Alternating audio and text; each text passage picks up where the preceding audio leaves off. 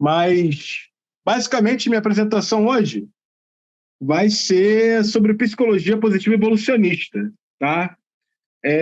Eu preparei a apresentação mais no sentido de trazer para vocês o que é psicologia positiva evolucionista, qual o valor dela para um contexto terapêutico, né?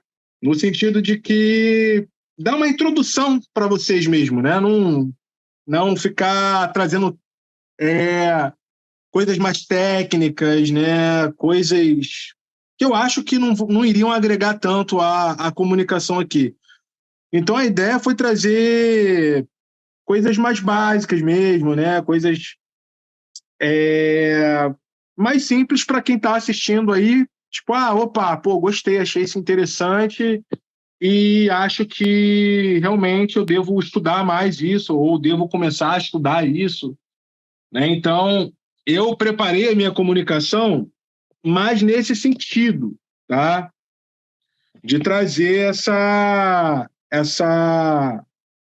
possibilidade, tá bom? Então, eu tinha preparado aqui uns slides, né? Mas, devido a esse contratempo, eu vou começar sem os slides mesmo, que já está quase 10 minutos aí de atraso, para a gente poder aproveitar o máximo possível as falas dos colegas, né, as minhas falas, e poder bater um papo caso vocês tenham alguma dúvida, caso vocês tenham alguma ponderação ou alguma correção a acrescentar à minha própria comunicação. Então, agradeço demais a Márcia por ter feito esse convite e é um prazer estar aqui conversando com vocês, estar batendo um papo com vocês.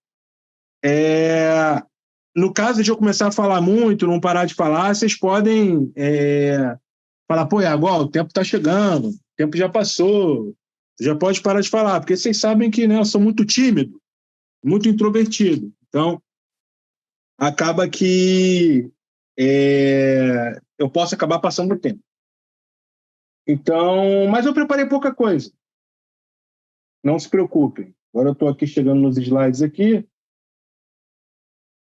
Amigo, você tem tempo hoje, que nós temos menos um apresentador, então. Então tá tranquilo, então tá bom. Tá bom. Porque eu não quero também segurar os colegas também, né? E hoje eu tenho um EvoCast para fazer à noite, então eu tenho que dar uma agilizada. Mas é isso, pessoal. A gente vai conversar sobre o que é a psicologia positiva evolucionista, né? E o valor dela para o contexto terapêutico. Iago, mas por que psicologia evolucionista? Por que psicologia positiva evolucionista importa? Né? Se fosse para responder a essa pergunta, sendo o mais sucinto possível, praticamente terminando a apresentação, seria assim, que nós somos animais. Pronto, acabou, encerrou a comunicação, não tem mais muito o que acrescentar e não há dúvidas de que nós somos animais. Né? Eu acho que essa dúvida já passou, esse entendimento do comportamento humano já está muito solidificado, a evolução não parou do pescoço para baixo, né? Então, basicamente, se eu pudesse resumir a minha apresentação em 2 minutos, seria essa a apresentação, né? Mas não vou resumir aqui minha apresentação em 2 minutos. Gente, por que eu não consigo abrir outro slide? Então é isso. O valor da psicologia positiva evolucionista, né, para a saúde mental. E aí eu sou professor, sou doutorando em filosofia, né? Sou filósofo da psiquiatria. Meu nome é Iago Pereira, tem uma página chamada Evolucionistas, né? Para quem quiser entender mais como a evolução nos ajuda a entender o comportamento humano. Você já tem ali, basicamente, uns 15 minicursos lá dentro daquela página lá, de tanta publicação que tem feita, né? Então, tem mais de 200 publicações. Quem quiser entender, pelo menos a introdução das coisas, vai conseguir entender por lá. Mas, retomando um pouco, vocês poderiam perguntar para mim, Iago, por que a psicologia positiva evolucionista é importante? Eu falaria assim, finalizando a palestra, né? Porque somos animais. Bom, acho que não há dúvidas quanto a isso, né? Mas, aqui encerrando a brincadeira, entrando num assunto mais sério para quem tem interesse, né? O que é psicologia positiva evolucionista? Em resumo, é um modo de investigar quais são os aspectos do comportamento, tá? E psicologia humanos que fazem as pessoas prosperarem, utilizando como pano de fundo as ciências evolucionistas comportamentais. Iago, esse resumo aí não deu para entender muito bem o histórico do negócio, como é que o negócio funciona, aspectos que fazem os seres humanos prosperar. Está quase parecendo um padre aqui, uma ideologia da libertação. Não é isso, tá? Não é isso. Vocês vão entender o que significa fazer seres humanos prosperarem. Quando esse tipo de investigação começa, Iago? Para entender como os seres humanos prosperam, para entender os aspectos evolutivos do comportamento humano. Mais exatamente nos anos 2000, pessoal, tá? Pelo menos a sua fama, digamos assim, da psicologia positiva, né? As quais buscavam, essas pesquisas, entender quais são os fatores associados à prosperidade humana no nível do indivíduo e no nível comunitário. O que é que faz uma comunidade, por exemplo, permanecer, durar mais ao longo do tempo? Como os indivíduos daquela comunidade,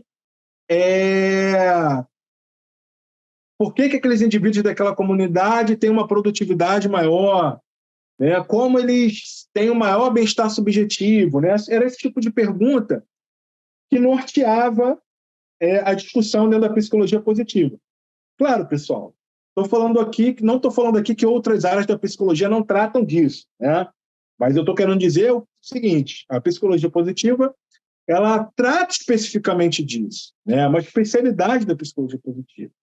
E a psicologia evolucionista, ela, segundo Glenn Guerra, que é o fundador da psicologia positiva evolucionista, ela negligenciou todo esse movimento, tá? Para entender os aspectos positivos, e assim como outras áreas psicológicas, focou no aspecto negativo dos seres humanos.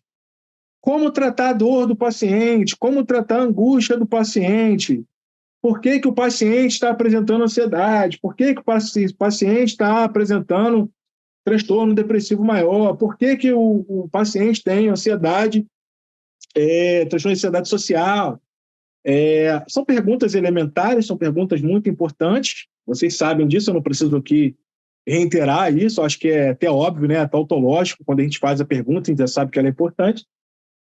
Mas a questão dos psicólogos positivos por que as áreas psicológicas elas focam somente nesse tipo de pergunta? Por que nós não buscamos investigar o que leva as pessoas a prosperar na vida, né? Se dar melhor na vida e tal. Então, quero fazer esse tipo de investigação, quero fazer esse tipo de pergunta e ajudar as pessoas a alcançar o seu próprio potencial, né? Eu quero ser um excelente, sei lá, jogador de basquete, eu quero ser um excelente acadêmico, o que eu preciso fazer, né? Não é respondendo somente como tratar a questão de ansiedade social generalizada que a gente responde essa pergunta, né? Então, gente, peraí. O que é, tá? O que é, não, peraí. Tá bom, Iago, mas o que é psicologia evolucionista mesmo? Você está falando que a gente é animal, tudo bem, eu entendo que a gente é animal, mas o que a psicologia evolucionista é? Se eu pudesse resumir aqui, pessoal, eu diria que é o seguinte: é um campo de estudos, tá? Que busca entender o comportamento humano a partir do pano de fundo da teoria da evolução. A teoria da evolução ela foi publicada em 1859 por Charles Darwin. Darwin percebeu, entre outras coisas, que os animais mudavam ao longo do tempo, eles não tinham mais uma forma fixa e imutável, e além disso que havia um processo de extinção, de surgimento de espécies.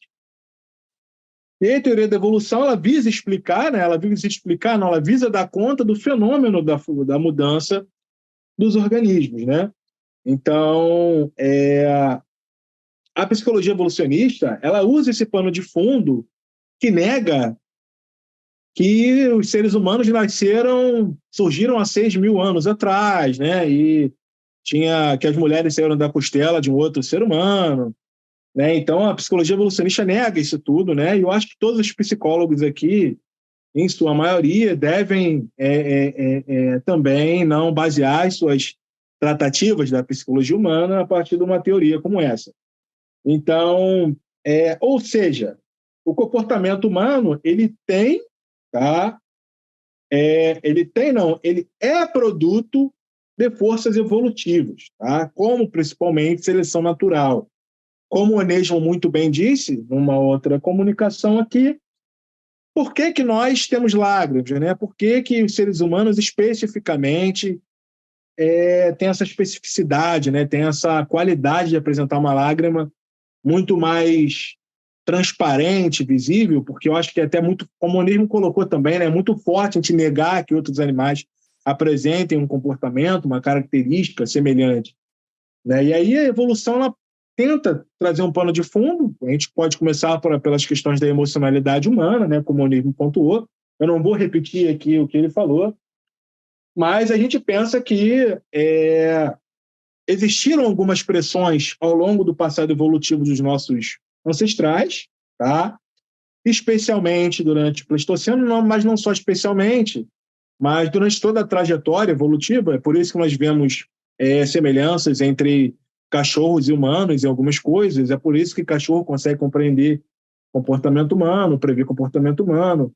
É por isso que, por exemplo, leões e tigres atacam outros animais que estão de costas, né? Eles entendem o campo de visão dos outros animais, a gente compartilha certas características psicológicas que fazem a gente conseguir introspectar, entrar, ter uma teoria da mente, sendo mais assertivo do ponto de vista acadêmico, dentro da mente dos outros animais.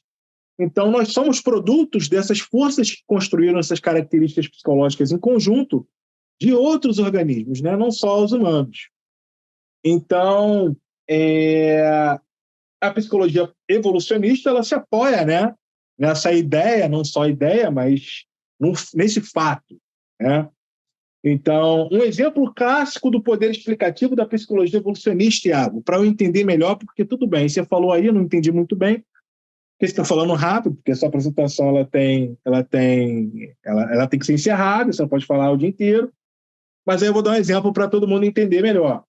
Nós vivíamos em ambientes ancestrais em que haviam cobras venenosas, correto? Savana africana, que a gente pode chamar de ambiente de adaptabilidade evolutiva. Iago, o que é ambiente de adaptabilidade evolutiva? É um ambiente que nós sofremos uma grande pressão seletiva, e essa pressão seletiva ela direcionou mais ou menos as nossas características fenotípicas.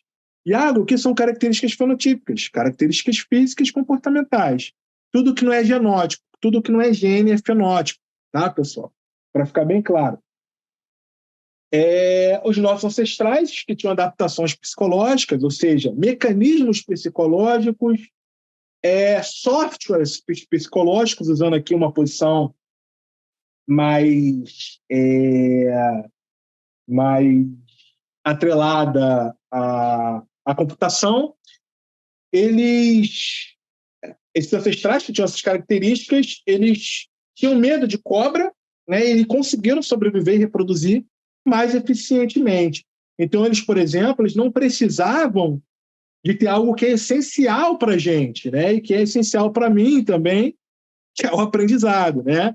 Por exemplo, eu sou um dinossauro quando se trata de Zoom, porque eu não sou acostumado a usar Zoom, então eu tenho uma certa dificuldade para usar Zoom. Então, ter medo de cobra é inato, né? Não é aprendido. Então, você precisa apenas de algumas pistas ambientais, como a forma do animal, para que você intuitivamente consiga evitar o contato com esse tipo de animal. Então, aqueles humanos que não detinham essas características psicológicas, essas adaptações psicológicas, como eu gosto de dizer, eles não sobreviviam e, principalmente, não reproduziam. Iago, mas por que o tempo todo eu ouço sobreviver? Pessoal, o que vale um organismo que sobrevive 1 milhão de anos, mas que não se reproduz? Né? Ele vive 1 milhão de anos e não se reproduz e tem, né, todo o seu clado, todas as suas espécies irmãs, toda a sua espécie, etc., extintas, né? No sentido de que todo o ramo filogenético que poderia descender dele não vai nascer mais, né? Então, os seus genes não vão ser propagados ao longo do tempo, E aí eu aconselho a quem está vendo aqui, ler o clássico do Dawkins, publicado em 76, chamado O Gênio Egoísta, para entender mais o que eu estou dizendo, tá, pessoal? Então, tendo em vista isso, a população humana ancestral adquiriu essa característica de ter medo de cobra. Então, se vocês forem ler, por exemplo, um livro do Buzz, publicado em 2019, né, sobre psicologia evolucionista, ele vai trazer esse exemplo clássico do medo de cobras. Peraí. Então, a ideia central, gente, da psicologia positiva evolucionista, portanto, é utilizar tratativas que eram específicas da psicologia positiva, tá? Como o que faz o indivíduo ser mais produtivo, ou ter um maior bem-estar subjetivo, né? E analisar, através de uma lente evolutiva, quais ambientes e comportamentos são mais favoráveis ao bem-estar psicológico humano, tá? Então, por exemplo, pessoas que usam uma palavra chamada, que vocês provavelmente não conhecem, felicidade, né, que o ser humano tem que ser feliz, e etc., são pessoas que não olham o comportamento e as características psicológicas humanas a partir do ponto de vista da psicologia positiva evolucionista.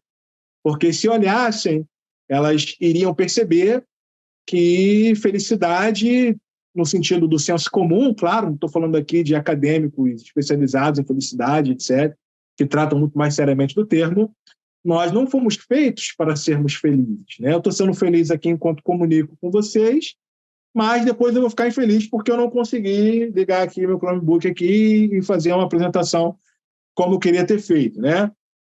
Então, nós somos seres voláteis. A felicidade ela é momentânea e ela tem uma função na nossa vida, né? Claro, estou abordando aqui a felicidade do senso comum. Antes que alguém fale, mas bem-estar subjetivo, mas Aristóteles, mas Platão. Tudo bem, gente. Platão e Aristóteles, garanto a vocês que a vozinha ali que fica na rua de vocês ali fofocando a vida do pessoal, não leu Aristóteles, muito provavelmente, nem Platão, e tem um conceito de felicidade baseado nesses filósofos. Então, estou tratando aqui do senso comum, né? Essa felicidade meio que vendida pelo Instagram também. Então, são pessoas que não olharam, né, o comportamento, as características psicológicas humanas através de uma lente evolutiva. E senão esse sentimento de, olha, eu estou para baixo, aquela pessoa está bem, está tirando uma foto tal, está em tal lugar, ela está feliz, eu estou triste. Essa pessoa teria muito mais mecanismos não, mas ferramentas para lidar com esse tipo de sentimento, com esse tipo de sensação, do que pessoas que, infelizmente, não têm acesso à psicologia evolucionista, não têm acesso à psicologia positiva evolucionista.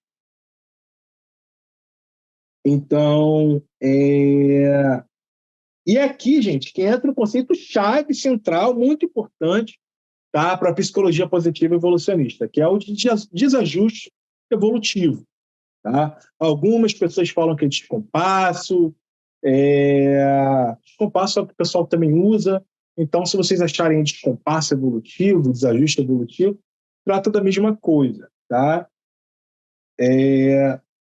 Então, a gente tem algumas diferenças, entrando aqui no conceito de desajuste evolutivo, tá? Entre o nosso modo de vida ancestral e o modo de vida contemporâneo.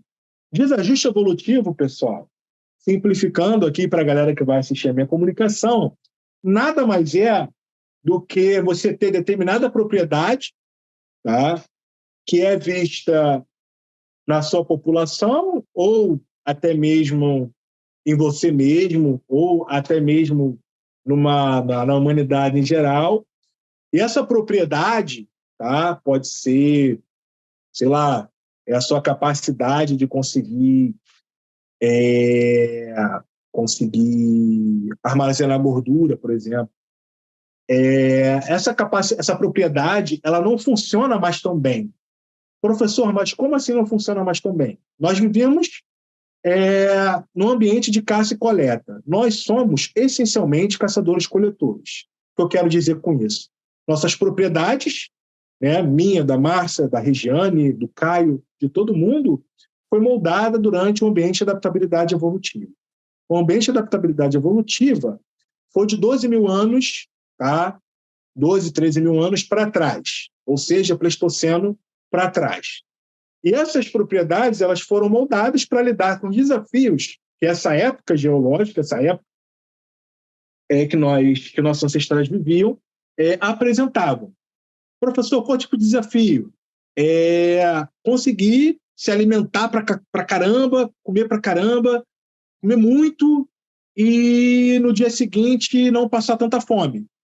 Estocar gordura de uma maneira apropriada, conseguir aguentar mais, né? Usar os estoques de gordura como energia. Hoje nós temos um grande problema, né? Que é o número de pessoas com sobrepeso e obesidade na população, correto? Então, esse sobrepeso e obesidade, ele é fruto, tá? De certa maneira, do aumento da disponibilidade calórica, do aumento dos alimentos que são ultraprocessados, que são ultracalóricos, da falta de necessidade de exercício físico que nós temos na contemporaneidade, que é algo que não foi visto no ambiente de adaptabilidade evolutiva. Ou seja, nós temos uma característica, armazenamento de gordura, colocada num ambiente em que você tem uma quantidade de alimentos, densidade calórica, que são ultraprocessados, e que é um ambiente também que não existe exercício físico, que traz um desafio. As pessoas começam a estocar gordura, começam a ficar com sobrepeso e obesidade, e daí vem as doenças associadas. Ou seja, uma propriedade de estocar gordura que era adaptativa há 13 mil anos atrás, não é mais no ambiente contemporâneo. Tá? E aí, eu vou trazer alguns elementos aqui, eu já estou finalizando, tá, Márcia? Vou trazer alguns elementos aqui da justiça evolutiva, e aí vocês vão pensando aí, porque, cara, eu trouxe 10 slides e eu achava que ia durar 15 minutos, mas faltam 4 slides ainda. Grande aumento do número de pessoas que convivemos ou passamos no nosso dia, como o Onesmo bem pontuou, nós vivíamos com um número de pessoas, por exemplo, que era em média 150 indivíduos. Tá? Hoje eu tenho 150 pessoas aqui na minha rua, correto? Então essa é uma grande diferença. Iago, o que isso traz? Por que isso é um problema, esse desajuste? Tá? Por que isso gera desajuste? Não desajuste. Mas por que isso gera desajuste? Porque nós temos, por exemplo, casos casos de que, infelizmente, alguns homens resolvem realizar atos completamente esdrúxulos e imorais com mulheres, que eu não vou nomear aqui, para não estragar a minha palestra, e que, no ambiente de adaptabilidade evolutiva, esses atos esdrúxulos, né, e escrupulosos, eles não seriam tão facilitados, justamente porque nós vivíamos em uma sociedade com 150, 50 indivíduos, e então não existe algo que vocês acham que vocês têm direito, que é privacidade. Né? Então, essa privacidade que a gente acha que existe, os caçadores-coletores não tinham essa privacidade da maneira que nós pensamos. Né? Então, nós temos, por exemplo, também isolamento geográfico, que traz problemas relacionados à saúde, por exemplo, pessoas que não têm contato com amigos, pais, etc., vivem isoladas, elas têm um risco de piora de saúde tão grande quanto o risco que fumantes apresentam. Então, está aí um grande desajuste evolutivo. Qualidade dos alimentos, também é um desajuste evolutivo. Antes nós tínhamos alimentos com muito mais qualidade, naturais. Hoje a gente vive comendo alimentos ultraprocessados. Nenhuma necessidade de movimentação intensa. Ou seja, né, eu estou aqui, estou parado, daqui a pouco vou comer. Para comer eu preciso dar 3 passos. Eu não preciso mais ir caçar, andar de 8 a 20 quilômetros por dia, jogar lança, etc. Infelizmente, porque jogar lança deveria ser muito legal. Então, a gente tem nenhuma necessidade de movimentação intensa. Então, a gente tem organização familiar. E aí, algumas pessoas têm uma posição mais conservadora aqui na nossa comunicação poderiam ficar incomodadas, porque a gente tem, por exemplo, essa ideia de família tradicional, sendo que a família tradicional ela não é a família tradicional que as pessoas pensam. A família tradicional, na verdade, é a Vila do Chaves. né? Nós tínhamos cuidados aloparentais, os nossos vizinhos ajudavam a entregar alimentos para a gente, o nosso amigo ajudava a gente a ensinar nosso filho a caçar apropriadamente, as amigas das nossas esposas ajudavam, as nossas esposas também, a enfrentar a fase da amamentação, a lidar com uma prole que é altamente autricial. Então, essa família tradicional nada mais é do que uma invenção atual. A família tradicional ela é uma vida do Chaves, com você, com seus pais, seus primos, com seus tios, com alguns amigos não parentes, e que ajudam a cuidar da prole de vocês. Então, essa carga que a gente coloca, né? A gente não, né? Mas alguns indivíduos, alguns grupos colocam sobre a mulher, que a mulher tem que cuidar da prole, etc., etc. Essa ideia que você já tem mais ou menos já deve ter tido contato durante a vida de vocês. Essa ideia é completamente atual, não tem nada de tradicional disso e evolutivo, tá? Mas é claro, o papel da mãe é essencial na criação da prole, sim, não estou negando isso, mas estou falando da organização familiar no geral. Então, educação infantil juvenil, nós não tínhamos professores. Eu aqui, por exemplo, falando para crianças, essas crianças me ouvindo. Não. No geral, uma criança de 7 anos era cuidada por uma criança de 9, que era criada, que era criada, não, que era cuidada, né, era educada em algumas tarefas por crianças de 2 e assim sucessivamente. Né? Então, você não tinha essa figura central do professor. E aí, entrando nas questões mais psicológicas, alguns colegas provavelmente já viram pesquisas sobre isso, que jovens ouvem muito mais aos outros, sofrem muito mais influências uns dos outros do que dos próprios pais. Isso faz um completo sentido evolutivo. Tá? Quando a gente olha a educação em tribos de caça e coleta.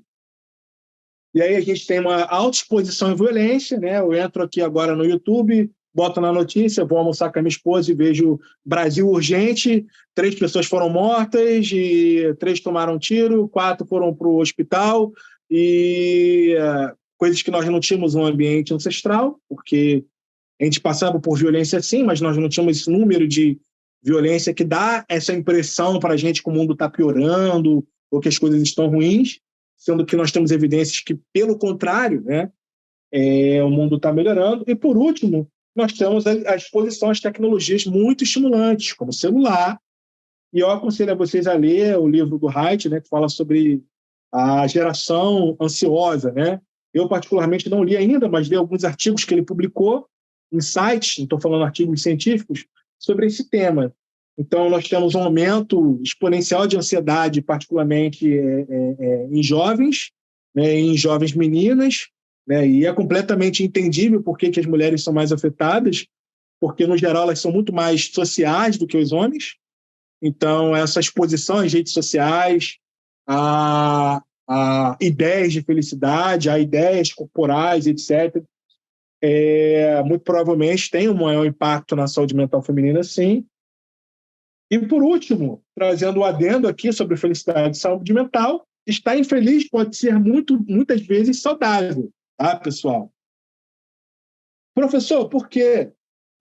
Porque os nossos genes não estão nem para a nossa felicidade, tá? Como assim, Iago? Imagine, deixa eu ver se eu botei esse exemplo aqui. Tá, botei. Para finalizar, tá, Márcia? Já estou na última parte. Imaginem agora um professor, tá?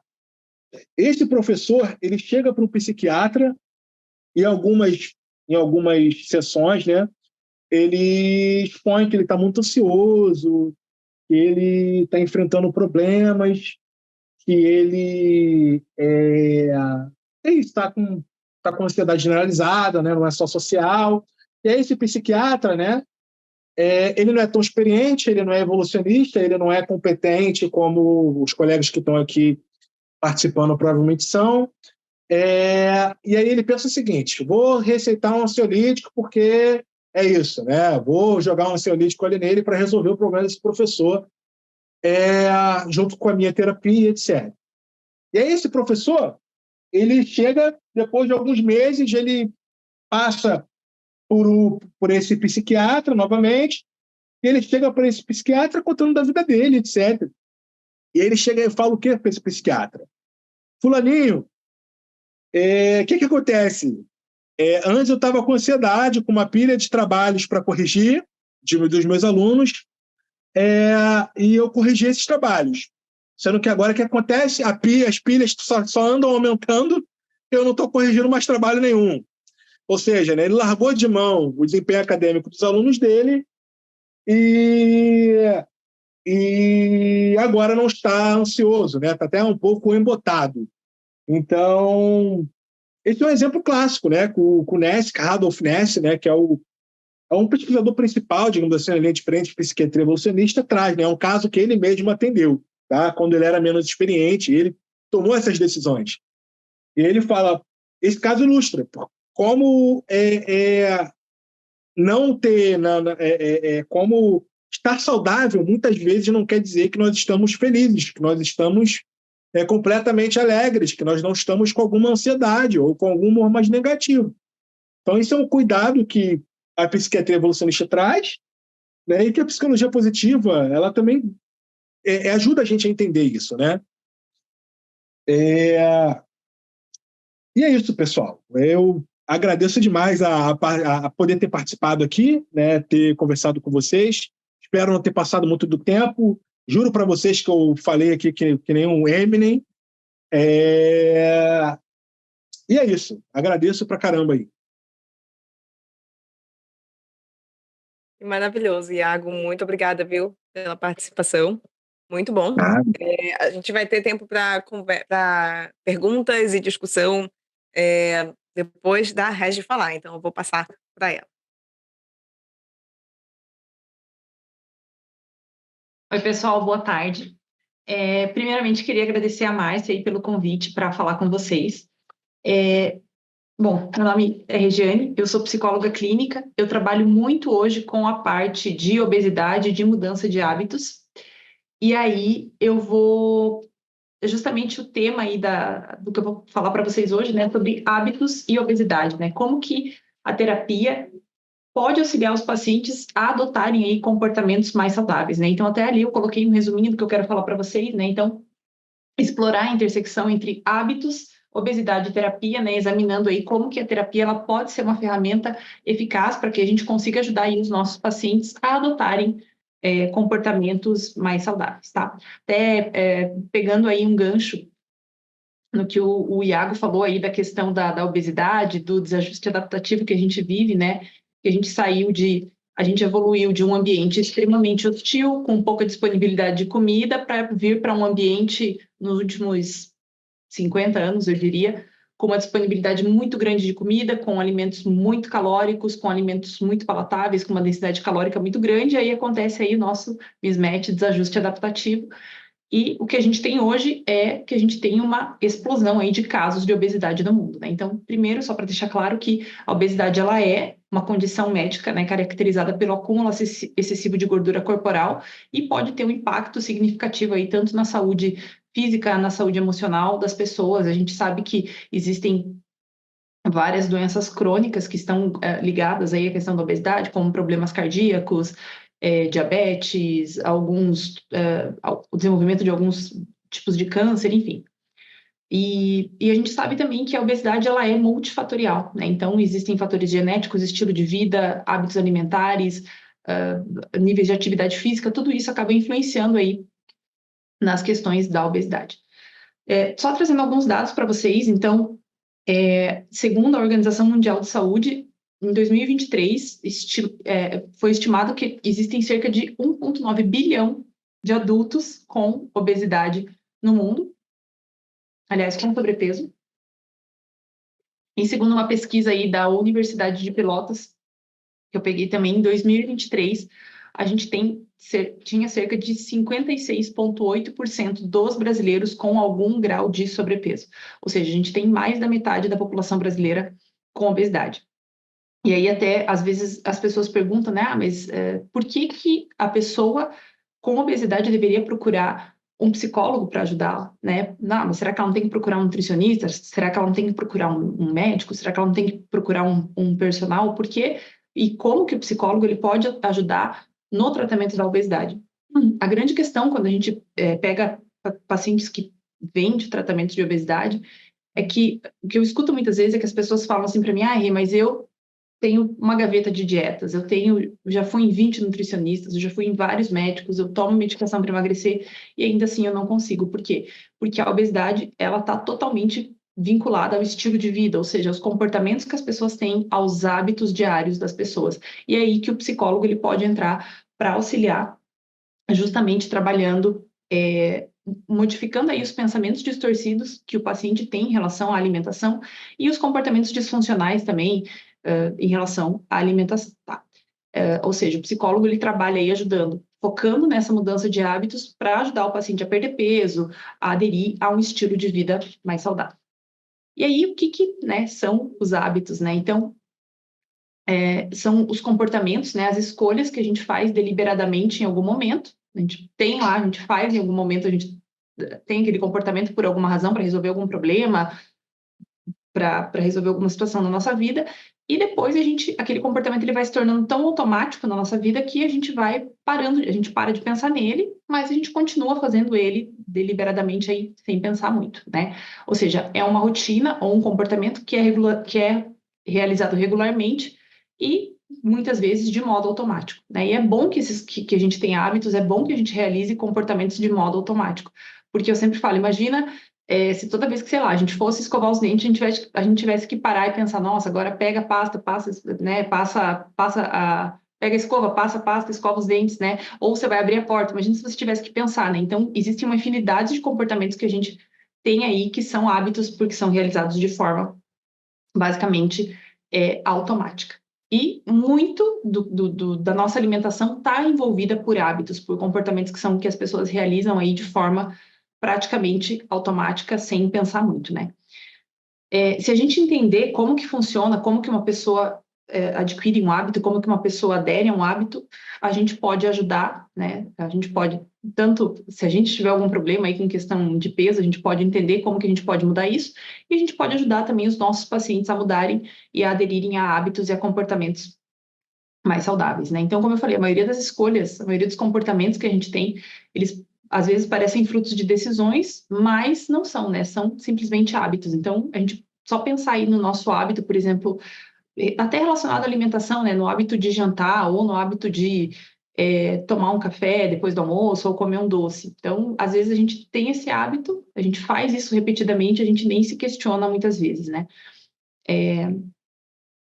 E como eu falei, os hábitos, eles podem ser mudados se a gente entender como que eles funcionam. E quando a gente estimula pequenas mudanças nos comportamentos e nos hábitos dos nossos pacientes, a princípio parece que elas não vão ter muito, parecem sem importância, parece que não vão ter muito resultado.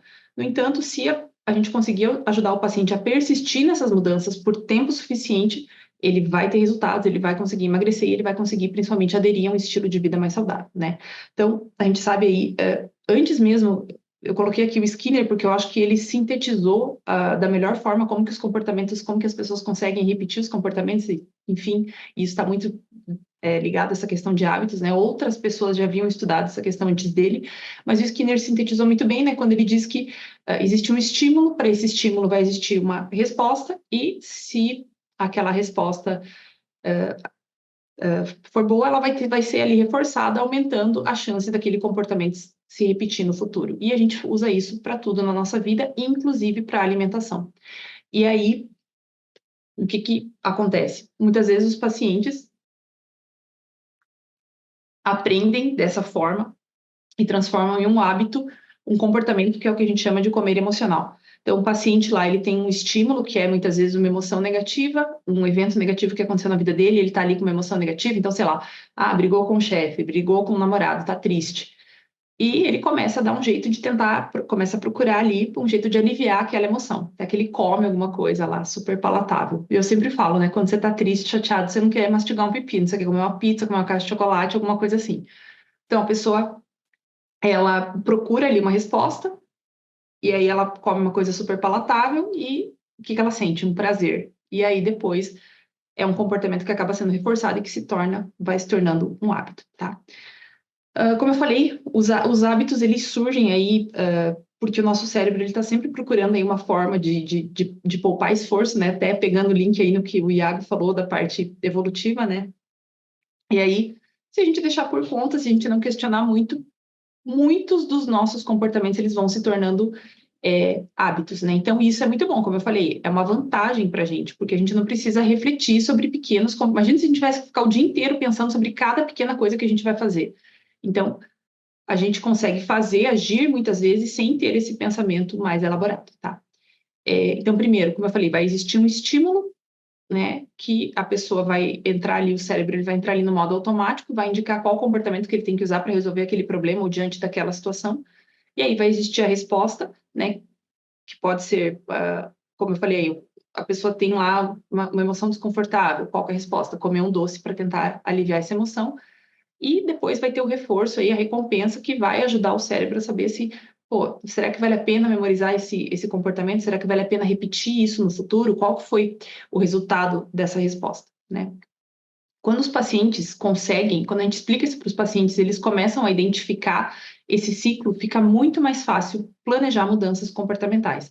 Então, como eu falei aí, tem essa questão do doce aí, do comer emocional, é muito comum, aparece muito no consultório. Então, o paciente, eu sempre pergunto, né, qual que é a tua dificuldade? Eu tenho muita vontade de comer doce à noite. Tá, mas você acha que tem alguma emoção ligada a isso? Não, mas não sei o que acontece, porque à noite eu tenho mais vontade. Eu peço lá para o paciente fazer um diário lá de emoções e registrar lá o que ele está comendo, e aí, de repente, na outra sessão ele volta e ele fala, então, eu percebi que normalmente nos dias que eu estou muito cansado, ou nos dias que eu estou muito estressado, ansioso, triste, eu tenho vontade de comer mais doce. Então, a gente entra aí justamente nesse ciclo, né? Emoção desconfortável, a pessoa come lá um doce, uma coisa super palatável, tem uma sensação de prazer e alívio.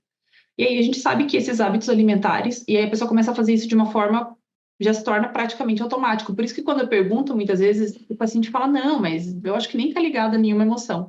Quando eu peço para o paciente parar e prestar atenção, então pensa lá, observa o que você está sentindo antes de comer. Normalmente tem uma emoção ali que está vinculada àquilo. E aí, os hábitos alimentares, eles desempenham um papel fundamental no desenvolvimento aí da obesidade.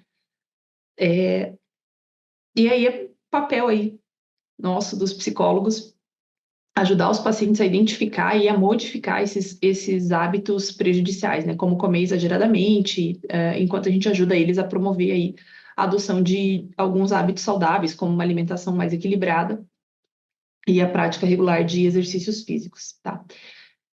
Existem alguns hábitos, que é o que a gente chama aí de hábitos angulares, né, que tem o poder de iniciar uma reação em cadeia, ou seja, a partir do momento que o paciente ele tem aquele hábito, ele consegue mudar outros hábitos aliados àquele comportamento, né? Então, alguns hábitos, alguns comportamentos, eles acabam sendo mais importantes do que outros em todos os processos, mas aqui falando especificamente na questão da obesidade, né? Então, é o que a gente chama de hábitos angulares. Então, são hábitos que dão início a esse processo e que, ao longo do tempo, ajudam a pessoa ali a mudar outras coisas. Então, qual que é a ideia? A ideia é que a gente mexendo nesses hábitos angulares ali do paciente, a gente ajudando o paciente a mudar esses comportamentos, ele não precisa mudar todos os comportamentos, ele muda alguns grandes grupos de comportamentos, um ou outro hábito, e esses hábitos vão desencadeando mudanças maiores na vida dele. Então, por exemplo, a pessoa ela começa a fazer atividade física, ela não tem muita vontade, ela quer emagrecer, mas ela não tem muita vontade de engajar numa dieta, então, tá, mas e se você começasse a fazer uma atividade física, tal? O paciente começa a ir para academia, começa ou a caminhar todos os dias, enfim, por conta disso, a pessoa tem o desejo de melhorar a alimentação. E aí vai buscar melhorar a alimentação. E aí também a pessoa, sei lá, todo dia ela vai para academia cedo, então ela já começa a ir dormir mais cedo, porque ela precisa ir para academia no outro dia, então já está melhorando a qualidade do sono dela também. Ou a pessoa, sei lá, resolve ir ao nutricionista ou procurar um psicólogo até para ajudar, porque recebeu um diagnóstico negativo aí do médico, do tipo uma diabetes ou uma pressão alta, alguma coisa, e aí ela decide começar uma dieta. Ela começa a dieta, ela fala que ela não gosta de atividade física, enfim, mas ela resolve começar a fazer uma atividade física. Então, alguns comportamentos, eles vão ajudando o paciente a mudar outros comportamentos também no longo prazo. E aí, como que eu trabalho com essa questão da mudança dentro do consultório, dentro da terapia? eu trabalho muito com a terapia cognitivo-comportamental, né? Existe, inclusive, um protocolo validado pela Universidade de Oxford, que é utilizado no tratamento de pacientes com obesidade. O que eu acho muito legal desse protocolo é porque a gente começa trabalhando tanto o emagrecimento do paciente e eu acompanho o paciente até a manutenção. Por quê? Porque existem características da manutenção de peso que são diferentes das características da perda de peso.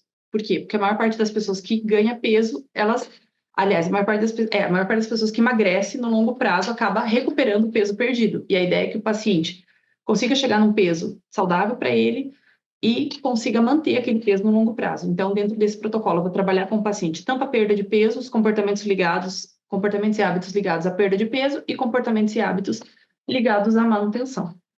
Então, dentro do tratamento, eu vou auxiliar o paciente na flexibilização de pensamentos, muitas vezes, em relação à comida. Então eu não posso comer isso. Mas eu estou de dieta, eu nunca mais vou poder comer isso ou comer aquilo. Aquele pensamento dicotômico do tipo 8 ou 80. Mas eu comi um doce, então eu estraguei toda a minha dieta. Então, vou trabalhar muito com esses pensamentos, reestruturar algumas crenças ali, né, que o paciente tem em relação à comida e atuar nessa mudança comportamental, promovendo esses hábitos mais saudáveis e aderência aí a um novo estilo de vida.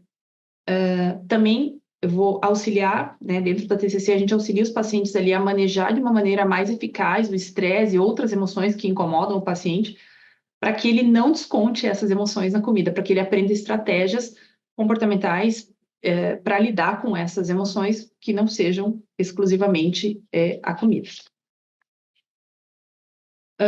E aí, como eu falei, o tratamento vai ser direcionado tanto para os fatores que influenciam no ganho de peso, quanto dos fatores que influenciam lá na frente na manutenção do peso. Aí, outras estratégias terapêuticas que eu uso na clínica, né? A identificação de comportamentos problema, né? Então, por exemplo, paciente que tem esse hábito aí de comer doce sempre que se sente ansioso, é um comportamento que eu vou identificar junto lá com o paciente, vou traçar algumas metas para a gente trabalhar isso. Implementação de mudanças graduais que possam fornecer esse reforço que o paciente procura e que auxiliem ele a lidar com essas dificuldades, a substituir comportamentos problemas por outros que sejam mais adaptativos, porque às vezes eu escuto os pacientes falarem assim para mim, mas comer é a única coisa recompensadora que eu tenho no meu dia. Então a gente tem um problema, porque como que eu vou querer tirar do paciente o único comportamento que traz um pouco de reforço para ele? Então, é muito difícil. Então, eu já falo para ele, a gente vai ter que construir aí um repertório comportamental para você lidar, para você ter outras fontes de prazer que não seja exclusivamente a comida. Então, auxiliar o paciente aí a construir essas outras fontes de prazer, esse repertório comportamental que não seja exclusivamente a comida, né? A outra coisa é substituir, auxiliar o paciente a substituir comportamentos problemas por outros, né? Como eu falei, então reduzir o consumo. Se o paciente consome, sei lá, 3, 4 doces por dia, vamos fazer uma meta e reduzindo isso gradativamente, estimular o paciente a fazer algumas trocas, então trocar algumas bebidas açucaradas, lá o paciente toma muito refrigerante doce, açucarado, trocar tudo por refrigerante zero, também auxiliar o paciente a criar essas estratégias alternativas para lidar com as emoções desconfortáveis que não envolvam comida. Outra coisa, auxiliar o paciente na busca das motivações do porquê que ele quer mudar, por que ele quer emagrecer. Então, eu sempre peço lá para o paciente fazer uma lista, né, de motivações, porque isso ajuda o paciente tanto a se manter no processo, quando o processo começa a ficar difícil, quando ele chega lá na manutenção, que ele fala, mas agora tá tudo certo, eu perdi peso, eu vou voltar a fazer o que eu fazia. Se o paciente voltar a ter os hábitos antigos, os comportamentos antigos, ele vai ganhar peso. Então, ele precisa entender por que ele quis perder peso no primeiro momento, para que ele consiga manter esse peso perdido. Ensinar essas habilidades também, outras habilidades de enfrentamento para lidar com situações desafiadoras, sem recorrer à alimentação. Outra coisa que costuma funcionar bastante é pedir para o paciente fazer registros alimentares, né, para aumentar a consciência justamente desses padrões de comportamento, para que a gente consiga identificar áreas para intervenção. Então, eu acho bastante útil pedir. Então, o pessoal fala, mas tem que contar caloria. Pelo menos por um tempo tem, porque é útil, porque fazer esse monitoramento, eu consigo pedir para o paciente, então tá, se for comer tal coisa, já me fala, tinha alguma emoção envolvida, tinha algum pensamento disfuncional envolvido ali, hoje eu mereço uma pizza, hoje eu mereço, só eu que não posso comer, eu vou comer, né? Então, para a gente justamente trabalhar isso, e auxiliar o paciente a definir metas mais alcançáveis e mais realistas em relação à alimentação e à perda de peso, porque às vezes o paciente vem também com uma meta muito real, do tipo, eu quero perder 20 quilos em 45 dias. Bom, não vai acontecer, vamos estabelecer aí metas menores, que sejam mais realistas, até para o paciente se manter motivado ao longo do processo. Se possível, eu incentivar o paciente também a ter um apoio social de familiares ou de outras pessoas que auxiliem ele nesse processo, e auxiliar ele a entender que a mudança de hábitos é um processo gradual que vai requerer tempo, paciência e persistência. Nossa, falei.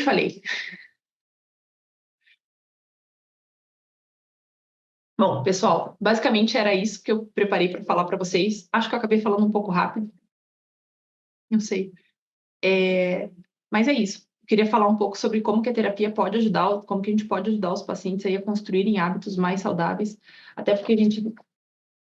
O Iago, pegando o gancho de novo aí no que o Iago falou, né, do nosso desajuste adaptativo, a gente enfrenta um problema muito grande de obesidade, a tendência é piorar. Então, e eu acho que a terapia, os psicólogos podem desempenhar um papel bem importante aí no tratamento da obesidade, ajudando os pacientes a engajarem em hábitos e comportamentos mais saudáveis. Então, era isso.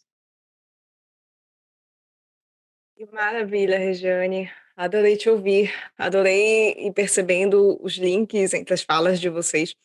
Uma coisa que me vem em mente que eu queria compartilhar é o John Vervaeke, que fez alguns dos simpósios, fez um simpósio hoje pela manhã, aqui na conferência, vai fazer uma amanhã. Tem uma frase que ele usa, que eu acho que cabe bem aqui. Ele fala que as mesmas características que nos tornam adaptativos, ou seja, o que nos fez sobreviver por tanto tempo, né, como espécie, são as mesmas características que nos colocam em caminhos de auto-engano. Ou seja, claro que a gente não vai prestar atenção em tudo que tem no ambiente, né, tipo, em todo comportamento. A gente cria hábitos porque a gente realmente vai entrando no automático, né, esses hábitos. E muitas vezes esses hábitos são nocivos, né, Sim. e esse aprendizado, ele é muito útil, ele é natural, né, ele é evolutivo, adaptativo, mas também nos coloca, às vezes, nesses ciclos nocivos que é difícil, né? A gente precisa realmente de muito apoio para voltar na outra sessão que a gente teve, a gente falou muito do papel dos relacionamentos, né? E desse apoio social que a Regi mencionou, que é importante também nesse processo, né? De mudança de hábitos, cultivo de novos hábitos e manutenção desses hábitos. Então, só queria oferecer esse pequeno link aí entre as apresentações e vou abrir agora para perguntas, comentários que as pessoas possam ter. Vocês podem ou desativar o mudo ou então usar o chat.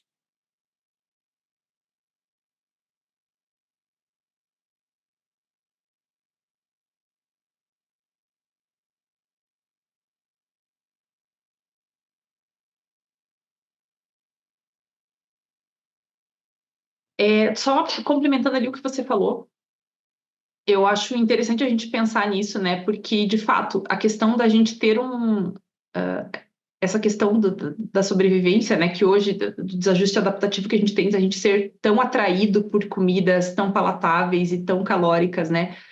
E do problema que isso gera. Era uma coisa que garantia a nossa sobrevivência, porque a gente precisava estar muito motivado aí, a gente precisava estar muito voltado para a sobrevivência, para caçar e coletar, porque era algo que demandava muita energia, e aí, de repente, a gente vem para um ambiente em que a gente não tem que fazer esforço nenhum, a gente absolutamente, até como o Iago falou, né, você só levanta e vai até ali e come, né, abre um pacote, pega alguma coisa super processada e come, e como, de repente, um comportamento que era tão adaptativo e que garantiu a nossa sobrevivência por tanto tempo, hoje se tornou, assim, parte de um comportamento que pode ser bem destrutivo para nós e que está muito ligado a prejudicar a nossa saúde e nos prejudicar de forma geral. Enfim, eu acho interessante pensar nisso, assim.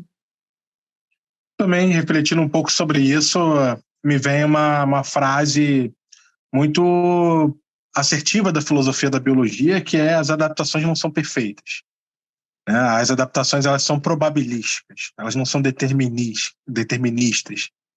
Ou seja, né, nossas características, elas funcionam bem, elas têm uma maior chance de funcionar bem dentro de determinados ambientes.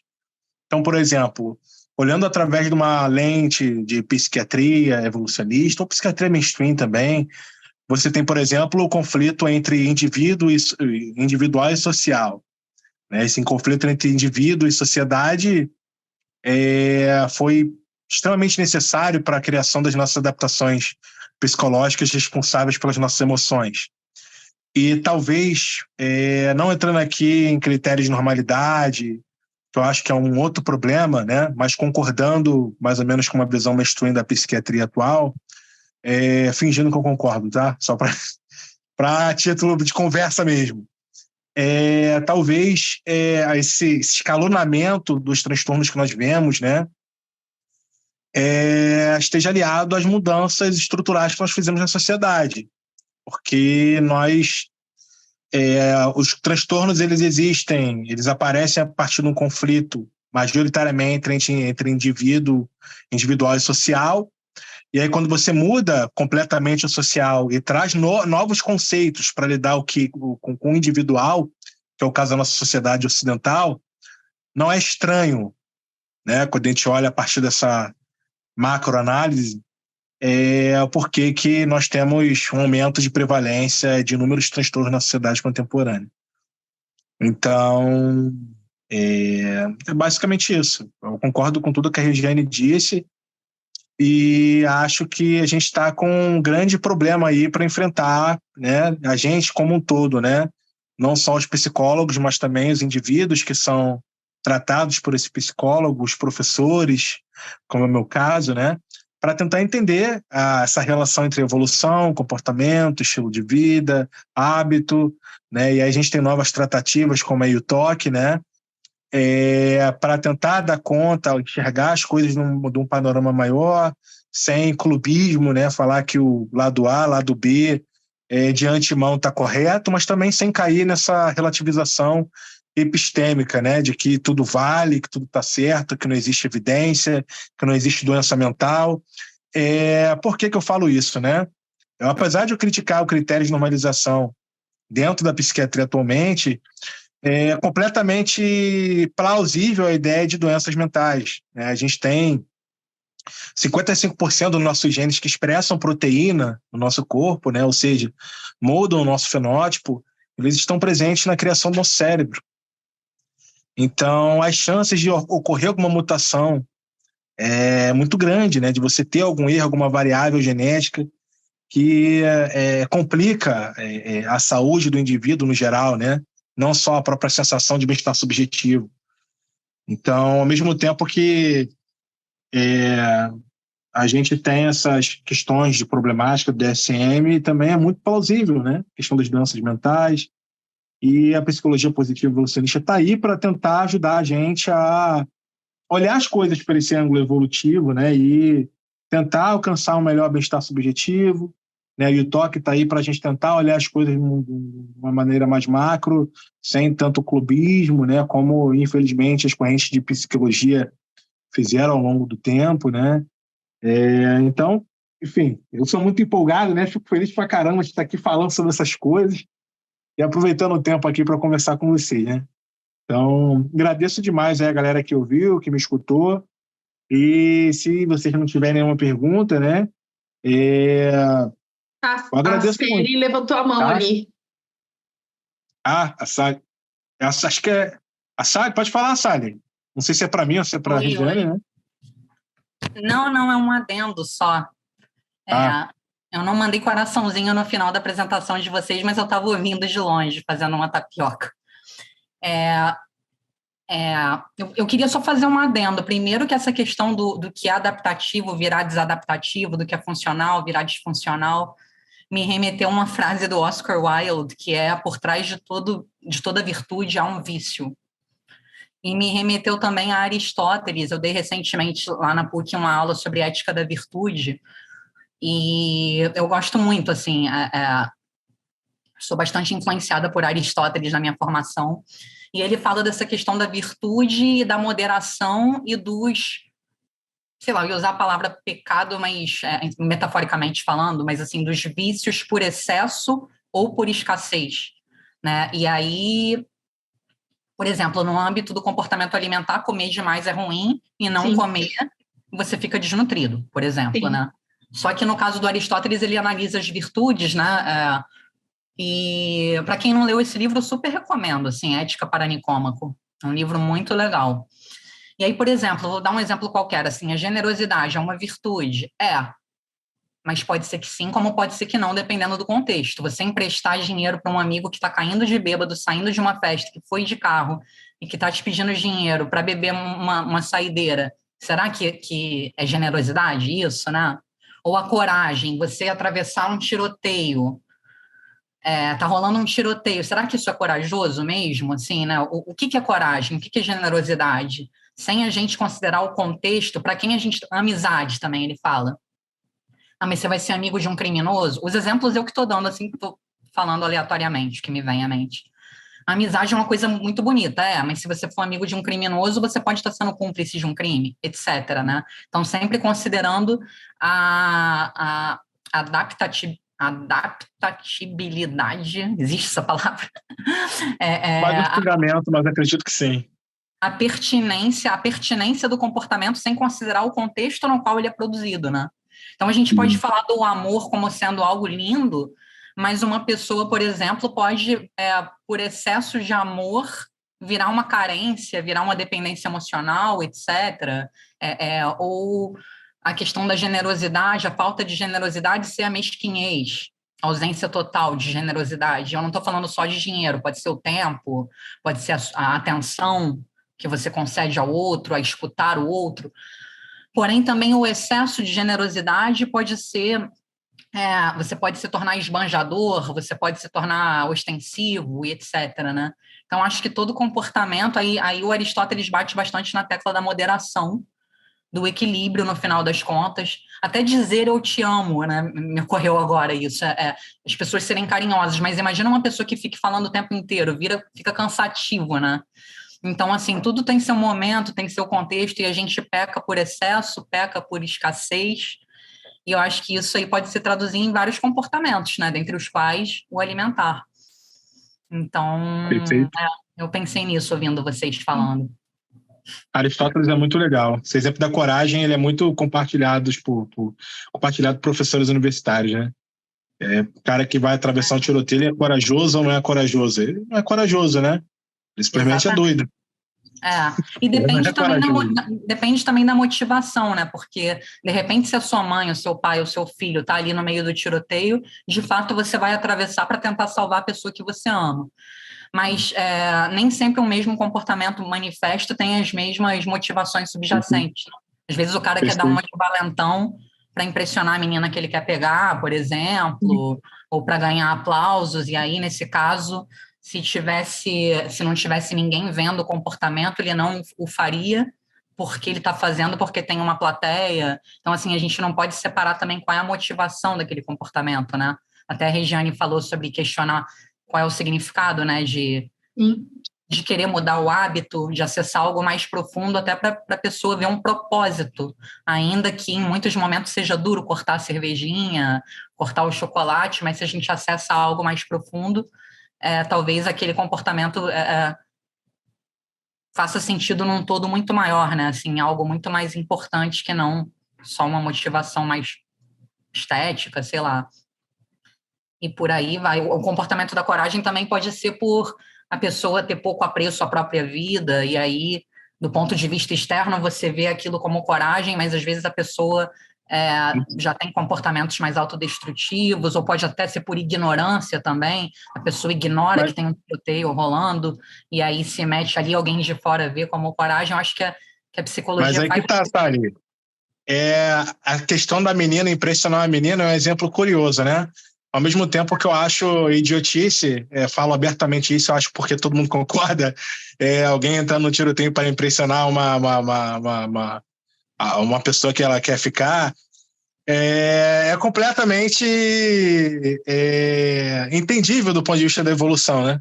Ainda mais se você pegar a teoria do macho jovem, por exemplo. Exatamente. O cara vai lá, se coloca no risco, etc., ele não calcula muito bem o risk-taking dele, né? E se coloca num risco muito maior, com um ganho que pode ser mínimo. Mas nesse caso, talvez o ganho seja máximo, né? Porque talvez futuramente ele não consiga mais nenhuma menininha que olhe para a cara dele e fale, pô, essa skin grátis aí não rola não, entendeu? Então, é interessante isso, né? É interessante, mas ao mesmo tempo também é um desajuste, porque no ambiente de adaptabilidade evolutiva não existia essa coisa de você atravessar um campo de que você pode tomar uma bala e morrer com um tiro só, né? Então, é entendível, mas também é engraçado, né, ao mesmo tempo. Enfim.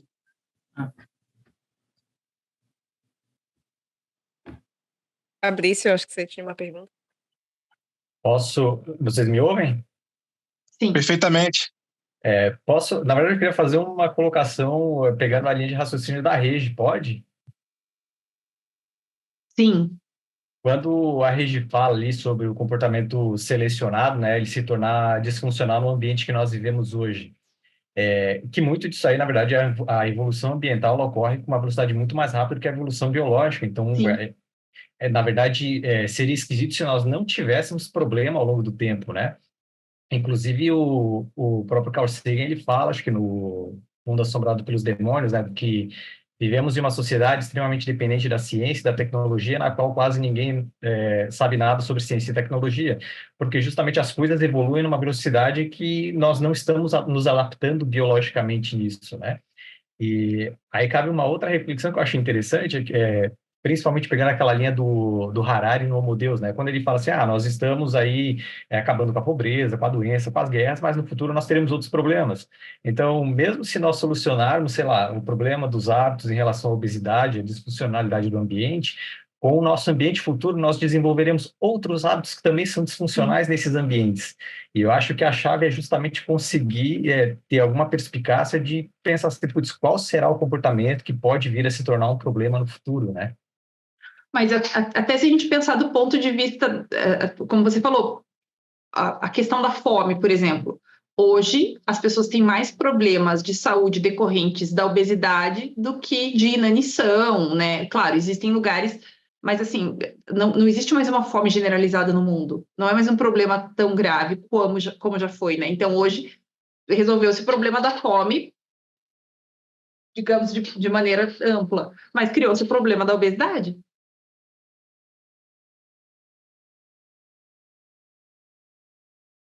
Maravilhas da agricultura.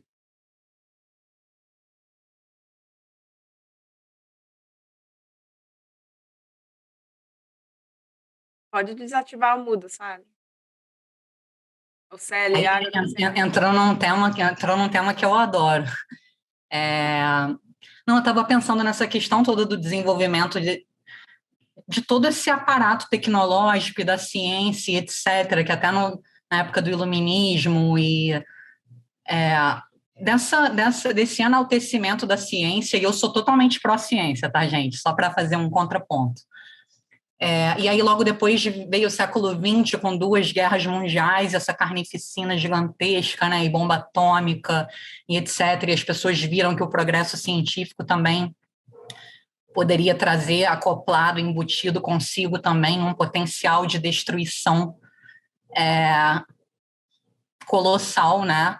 Então, assim, todo progresso carrega consigo também contrapartidas, né? Acho que tem a ver também com essa questão do Oscar Wilde, do vício da virtude e até os próprios erros da ciência também. Pensei no experimento de Tuskegee, que eu não sei se vocês conhecem, mas, enfim, os pacientes com sífilis, e os cientistas disseram, eles queriam ver como é que seria a progressão da doença naturalmente, então enganaram os pacientes, disseram a eles que era uma outra coisa, enfim, para poder ir de maneira um tanto quanto perversa e acompanhando o desenvolvimento da doença. Enfim, tem vários outros exemplos, eu continuo sendo pró-ciência, tá? Mas só para dizer que junto com esse desenvolvimento científico, que aumentou exponencialmente a expectativa de vida, trouxe vacinas, trouxe anestesia. Imagina arrancar um dente, né, quando não tinha anestesia, tudo que os nossos antepassados passaram, etc. Mas também, junto com a ciência, veio um monte de bomba e outras coisas, né? Como que é importante a gente ter esse olhar crítico, de não olhar só pelo lado positivo e falar, inclusive da ciência, que é algo que eu acredito que todos nós aqui defendamos, mas sempre ter esse olhar crítico, né, de saber que vem junto também casos de corrupção, casos de... Então, acho que fazendo o adendo até em relação às virtudes, a nível individual, né, da gente cultivar em nós mesmos, mas o excesso delas pode trazer algum tipo de vício acoplado, mas também a nível macro, né, o desenvolvimento da ciência trouxe tanta coisa boa, mas também traz junto consigo potencial de destruição gigantesco, né? Sim. E traz aí toda a crise de sentido, até a palestra do Felipe amanhã e as outras, né? Vai ter um simpósio sobre isso. Não à toa também está aumentando depressão em adolescentes, aumentando suicídio em adolescentes, aumentando crise de ansiedade. A gente está numa época, né, de muito imediatismo, baixa tolerância à frustração, baixa tolerância ao contraditório, muitas vezes, e tal, e polarização ideológica na internet. Então, enfim, os fenômenos vêm com consequências positivas e negativas misturadas e é sempre importante a gente ter esse olhar crítico, né? E parte dessa crise de sentido, né, e desse impacto, só um comentário rápido, desse impacto na saúde mental, né, numa escala global, é justamente uma resposta na verdade, esse descrédito da ciência, né, porque realmente, claro que trouxe vários benefícios e malefícios, né, e aí tem essa resposta que não, a ciência não detém toda a verdade, a objetividade não é o único tipo de verdade e a verdade é muito relativa, e aí, mas aí já tem um exagero desse lado também, né, que a verdade já não está em lugar nenhum, e aí toda a perspectiva ela é válida, só basta a pessoa sentir, né, e essa subjetividade já vira, então, uma autoridade para determinar o que é verdade, e aí gera muita confusão, né, eh, acho que uma quantidade exagerada de verdades, né, e informações e, achismos e enfim, já acho que a gente perde, né, um critério realmente do que é verdade, eu acho que é mais um exemplo aí desses contrastes, né, que podem ser bem nocivos. A coisa que a Sally falou ali é um pouco complicado, porque muitas vezes o pesquisador, quando ele está pesquisando, ele está ali para entender o fenômeno, o uso daquilo ali é alguém mal intencionado, como quiserem definir, é que vem depois, né? O próprio Feynman, ele fala na biografia dele, o Só Pode Ser Brincadeira, Sr. Feynman, que quando ele estava no Projeto Manhattan, eles estavam lá para estudar a fissão do núcleo atômico. Ninguém sabia que era fazer uma bomba atômica. Depois, quando eles foram ver que o urânio estava sendo armazenado lá num armazém no meio da cidade, que daí o general foi obrigado a falar para ele qual era o experimento. Aí é que eles se deram conta do que eles estavam fazendo. Só que até aquele momento, tipo, os físicos estavam lá como se fosse um monte de crianças e, cara, vamos descobrir a fissão nuclear, não sei o quê. E ninguém sabia que era para uma bomba, né? Essa é uma parte complicada, assim, das coisas, né? Serendipidade também, né? Assim, muitas descobertas acontecem ao longo do processo, né? Não necessariamente de maneira intencional, assim. Eu acho que o Celso tinha uma pergunta, não sei se o Onésimo também tinha o comentário, né? Eu vou deixar o Celso falar aí.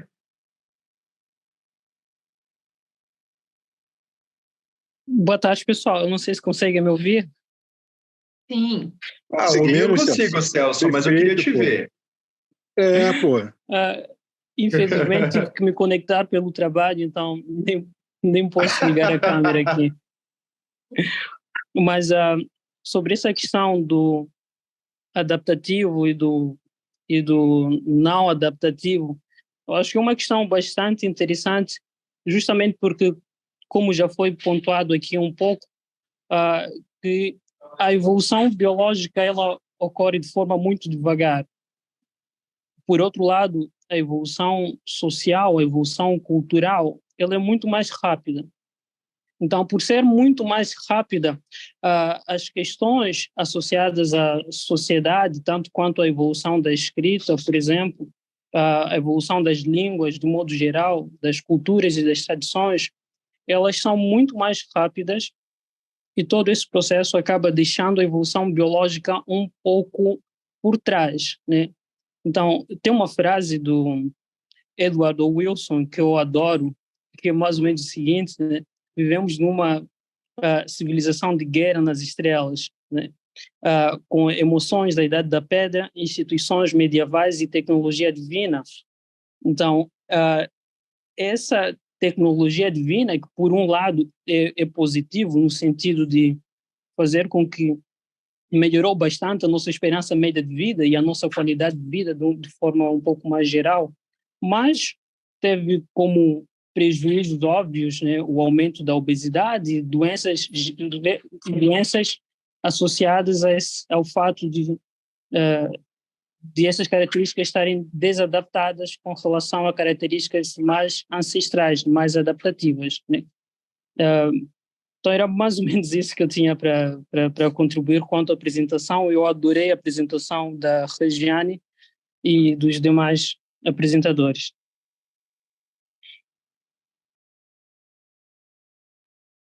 Nossa, que Valeu, Dom bom. Celso.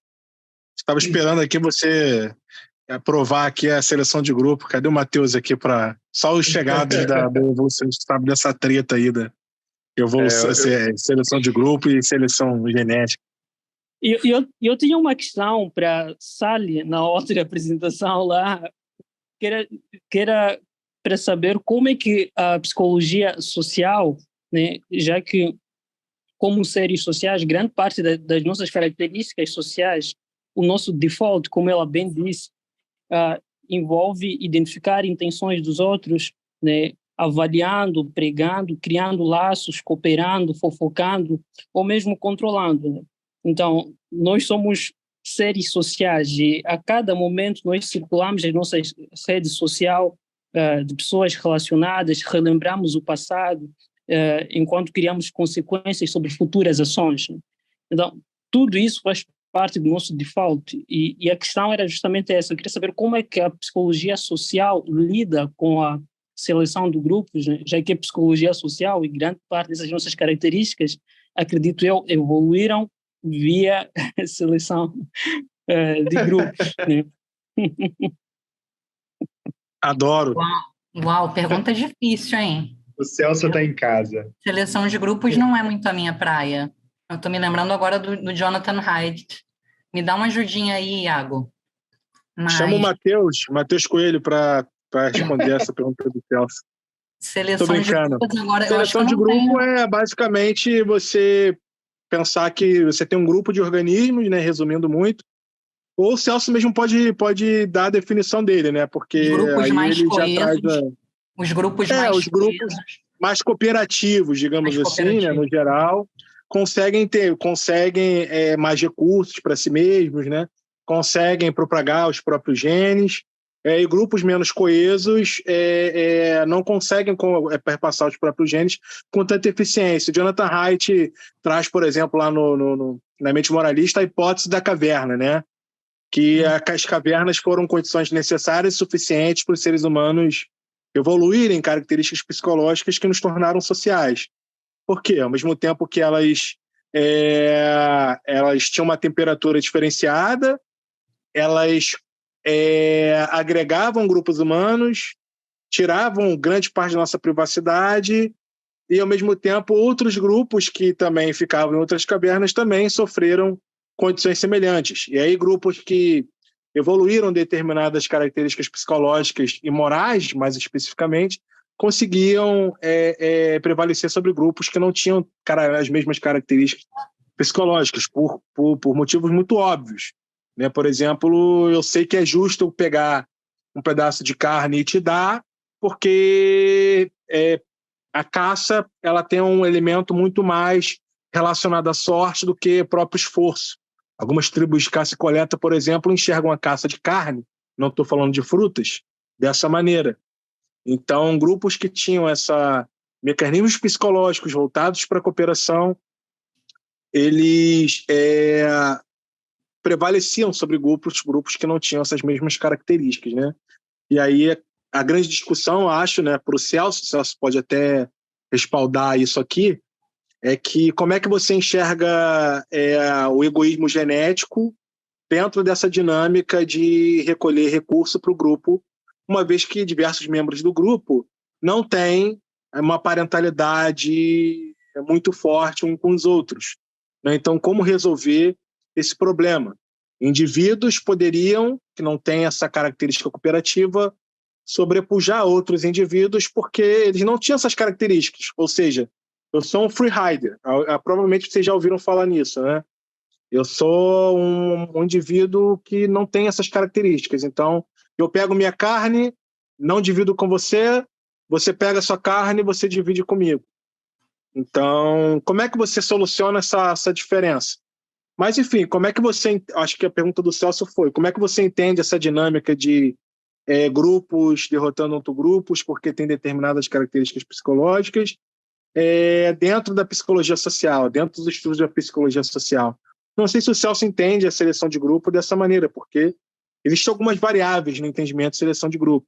Mais populacional, menos populacional. Então, não sei se o Celso entende a seleção de grupo dessa maneira. Acho que a pergunta dele foi mais ou menos nessa direção. Eu vou falar de uma maneira... Eu não sou psicóloga evolucionista, embora eu conviva com um e aprendo muito com o meu parceiro de trabalho, que é o Felipe Novaes, e é um assunto fascinante. Eu gosto muito, mas é muito complexo. E eu me vejo como um estudante de psicologia evolucionista, mas assim, o que me ocorreu agora, ouvindo vocês falando, foi da confiança ser uma virtude social, e grupos onde haja mais confiança entre os membros do grupo poderem ter mais sucesso social. Pensando mesmo em, sei lá, mesmo montando um projeto no Instagram com um amigo. Se não há confiança em que a pessoa, por exemplo, ela combina de fazer uma live com a Márcia, chega no dia da live, ela não aparece. Como é que um projeto pode andar para frente se não houver confiança entre os parceiros num projeto? Então, eu fiz a leitura mais por esse sentido, vendo que a confiança em que ambientes sociais, onde a confiança seja maior entre as pessoas, até em termos de desenvolvimento humano, até em termos de... As pessoas vão ter mais boa vontade, digamos assim, para cooperar com o grupo, ou pensando num time de futebol, onde as pessoas sejam menos fominha, por exemplo. Eu gosto de usar muitos exemplos do esporte, porque eu sou uma apaixonada por esporte.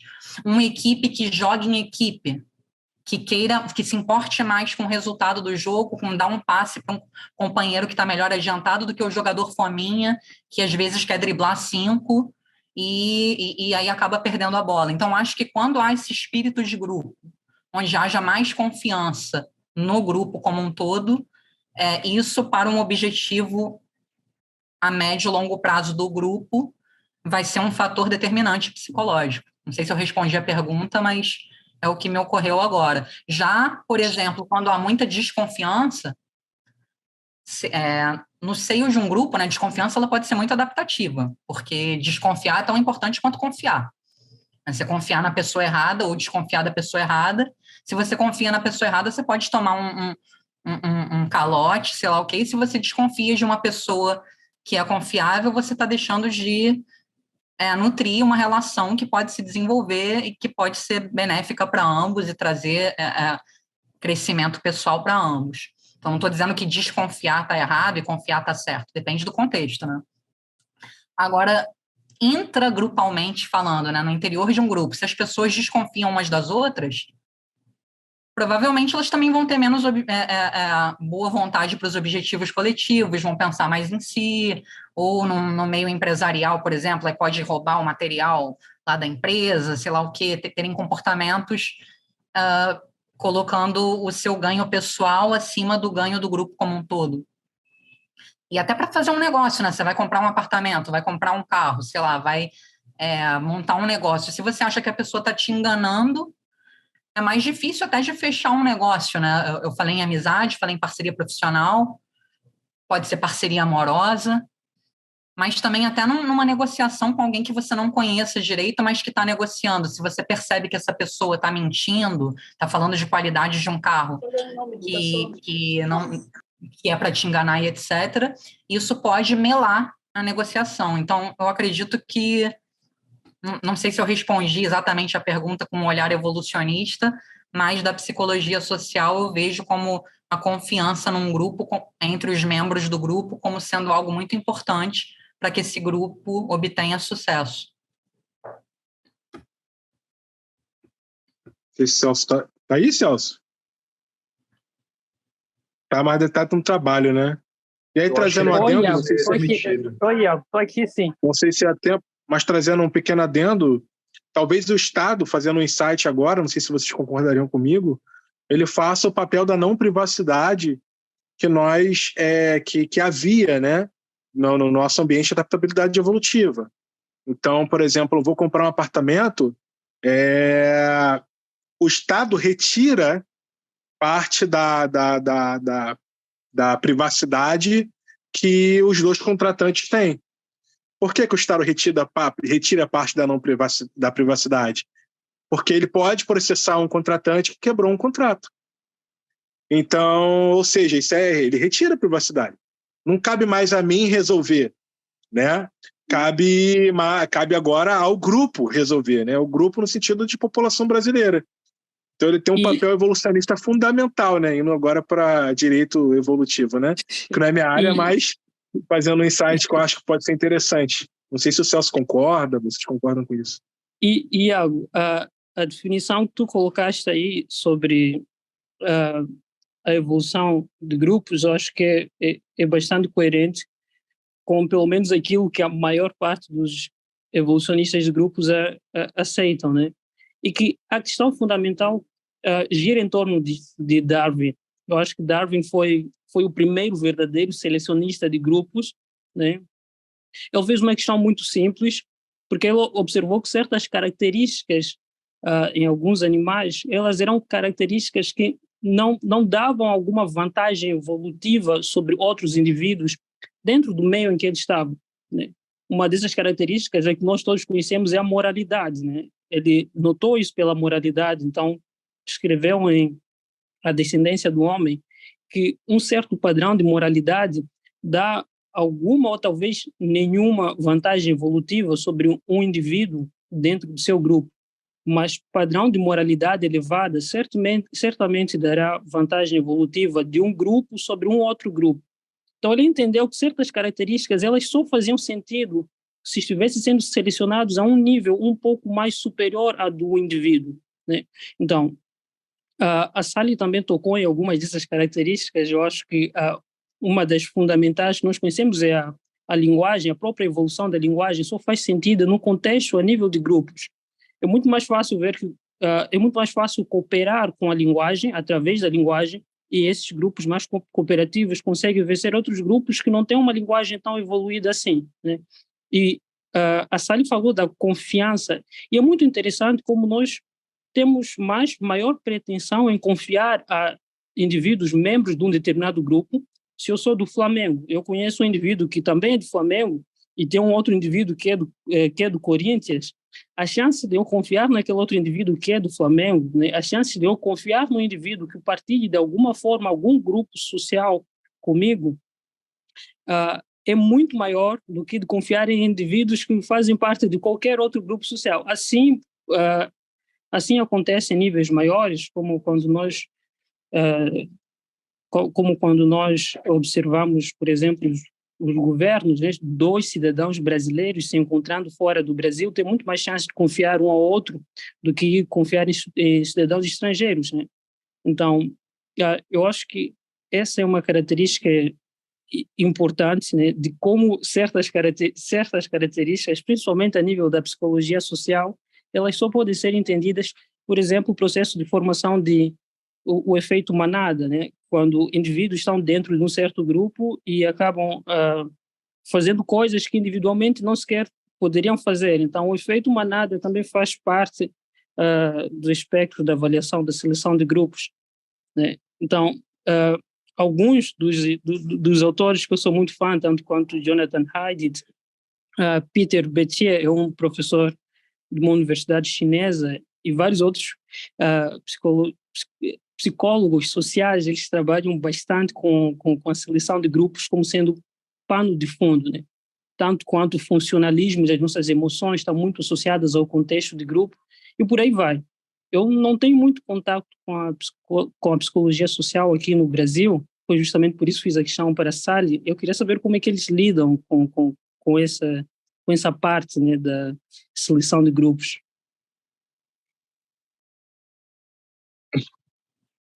A questão, agora eu estava lembrando de outras coisas, mas enfim, eu não tenho propriedade para falar de seleção de grupos, mas assim, o psicólogo social, ele sempre vai colocar na análise do comportamento que ele faz o contexto. Não dá para fazer psicologia social sem levar em consideração, dentro dessa equação, o contexto. Então, mesmo essa questão da confiança, da desconfiança que eu estava evocando agora há pouco, em cenários, por exemplo, de escassez, em cenários de insegurança social, de imprevisibilidade, você está num lugar onde haja guerras de facção, ou numa guerra civil ou entre países, etc., as pessoas vão tender a ficar mais conservadoras em cenários desse tipo. As pessoas vão tender a acreditar mais em teorias conspiratórias em cenários desse tipo. Então, o psicólogo social nunca vai pegar e analisar, por exemplo, a crença na teoria conspiratória ou a confiança ou desconfiança do grupo, sem também colocar na sua análise tanto o contexto social imediato,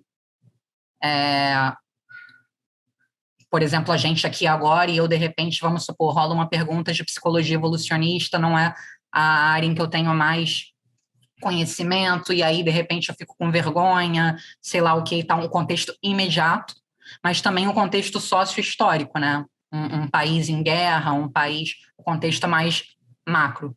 Então, o psicólogo social vai estar sempre tendo esse olhar, colocando na sua equação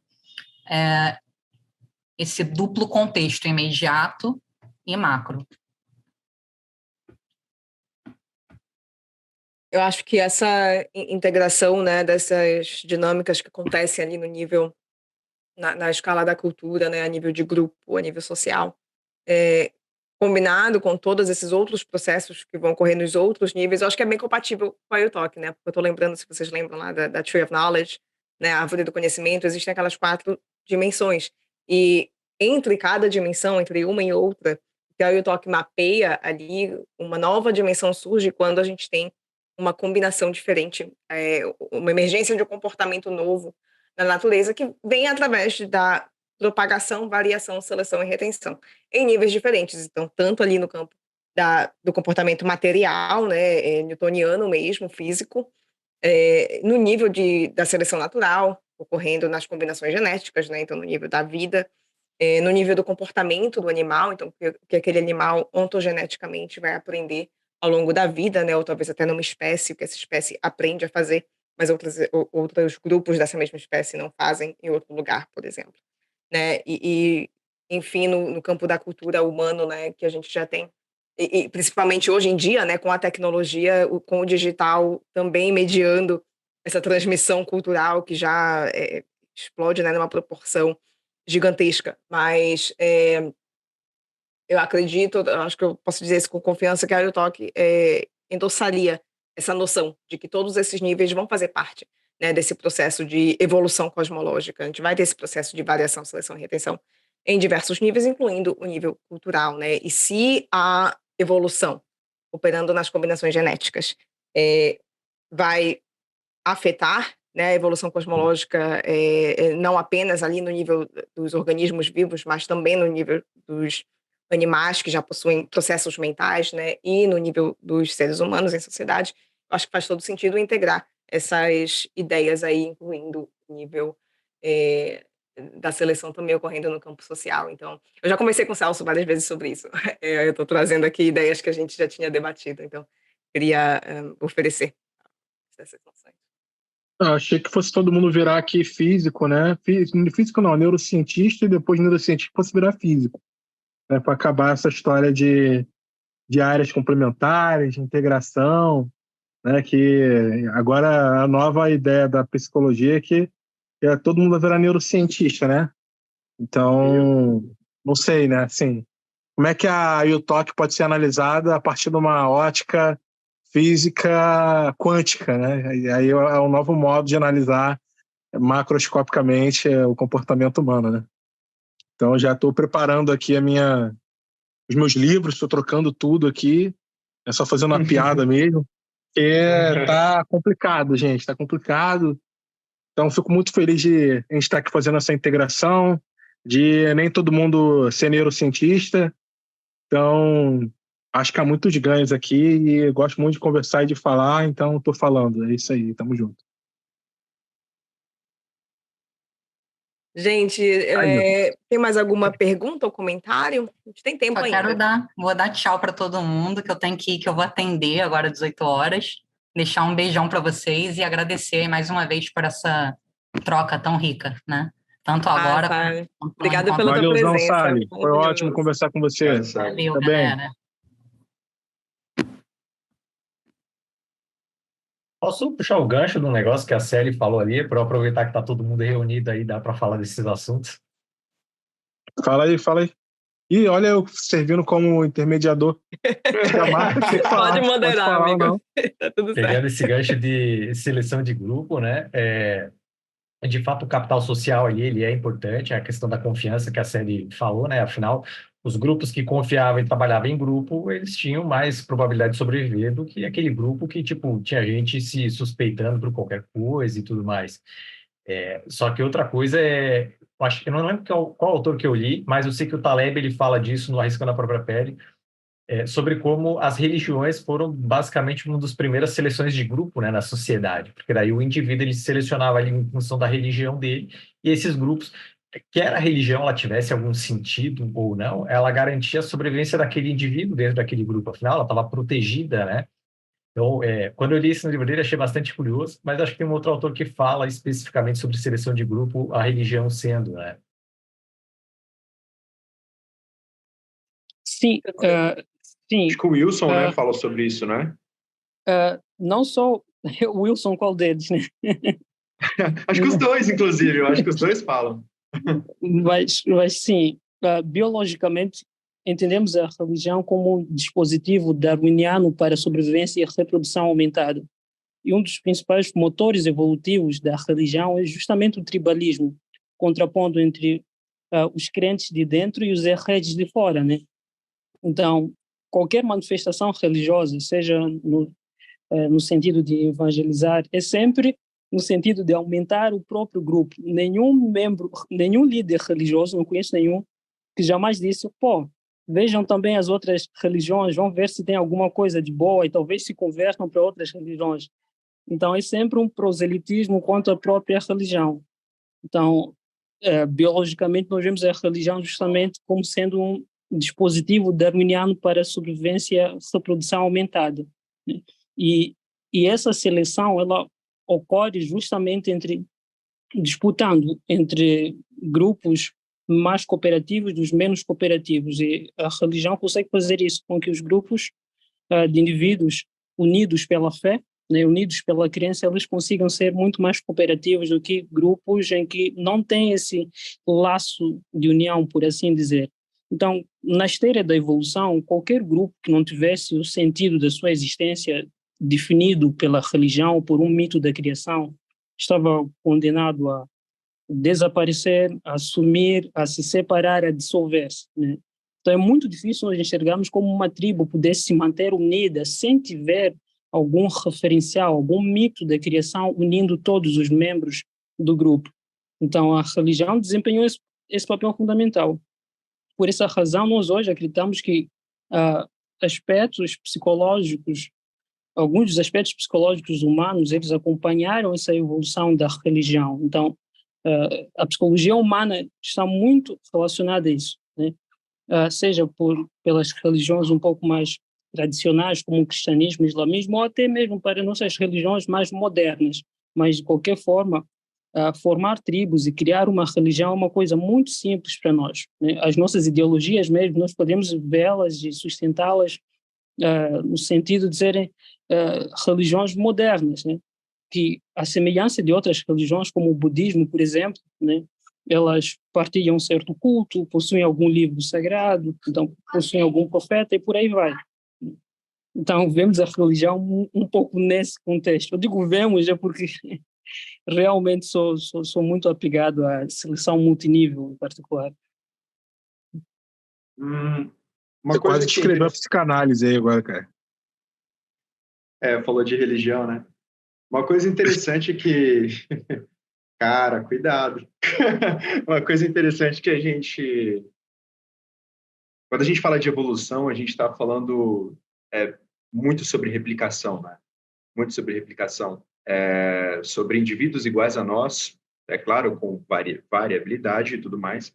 Só que uma coisa que talvez o Celso, por favor, me corrija, vai poder trazer, é que genes não são as únicas maneiras de nós criarmos indivíduos iguais a nós. Então, a religião, a língua, as N formas de tribalismos são maneiras de nós fazermos indivíduos iguais a nós. Você tem pais que se separam de filhos porque os filhos deixam a religião. Você tem indivíduos que entram em conflito porque têm línguas diferentes. Eu vejo, por exemplo, a linguagem como artefato. Eu não sei em que ponto que ela evoluiu, como ela evoluiu, se uma base evoluiu para a gente ter a linguagem, mas eu vejo muito a linguagem como artefato. E uma coisa importante para isso que a gente está falando agora é a quebra da parede entre isso é cultural ou é evolutivo. Claro, existem níveis, tá? Alguma coisa ser muito mais herdável, resultado de uma herança do que cultural. Só que é uma coisa sobre o som. O som vem do tambor ou vem da mão? Né? Na verdade, vem dos dois. Eu acho que a seleção multinível, e aí entra o que eu quero falar, a seleção multinível, ela tem essa perspectiva que ajuda a gente a entender essas adaptações e esses desajustes evolutivos, porque ela lida com as N formas diferentes que nós temos de talvez replicar indivíduos, entendeu? Das quais a genética talvez não seja a única. Isso aí que o Onésimo falou é engraçado porque eu tô lendo o Relojoeiro Cego do Dawkins e ele fala das formigas legionárias, né, em relação a isso mesmo. Tipo, as formigas carregam a rainha lá no meio porque ela é um material genético para ser replicado, mas as formigas todas ali, elas seguem o mesmo comportamento, né? Você falou em formiga, cara. Você não deveria ter falado sobre formiga.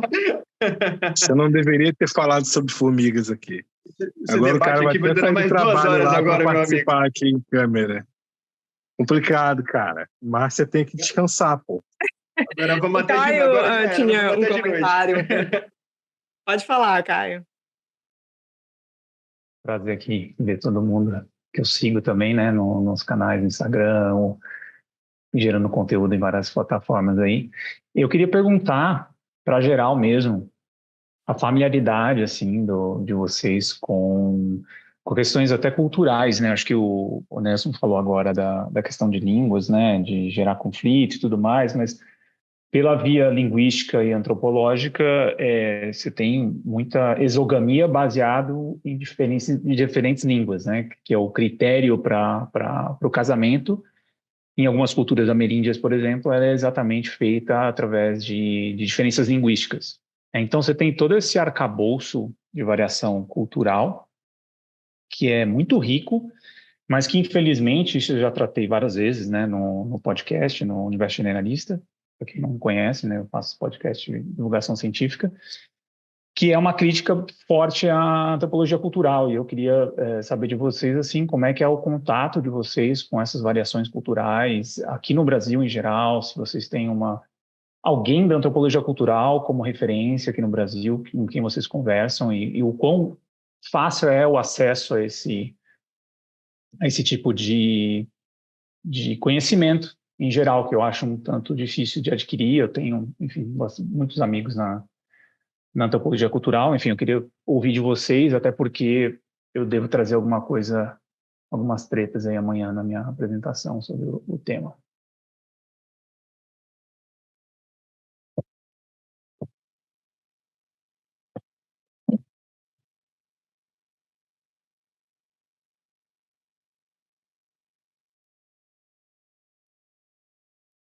Aí, como ninguém está respondendo, eu queria ouvir o Iago, então.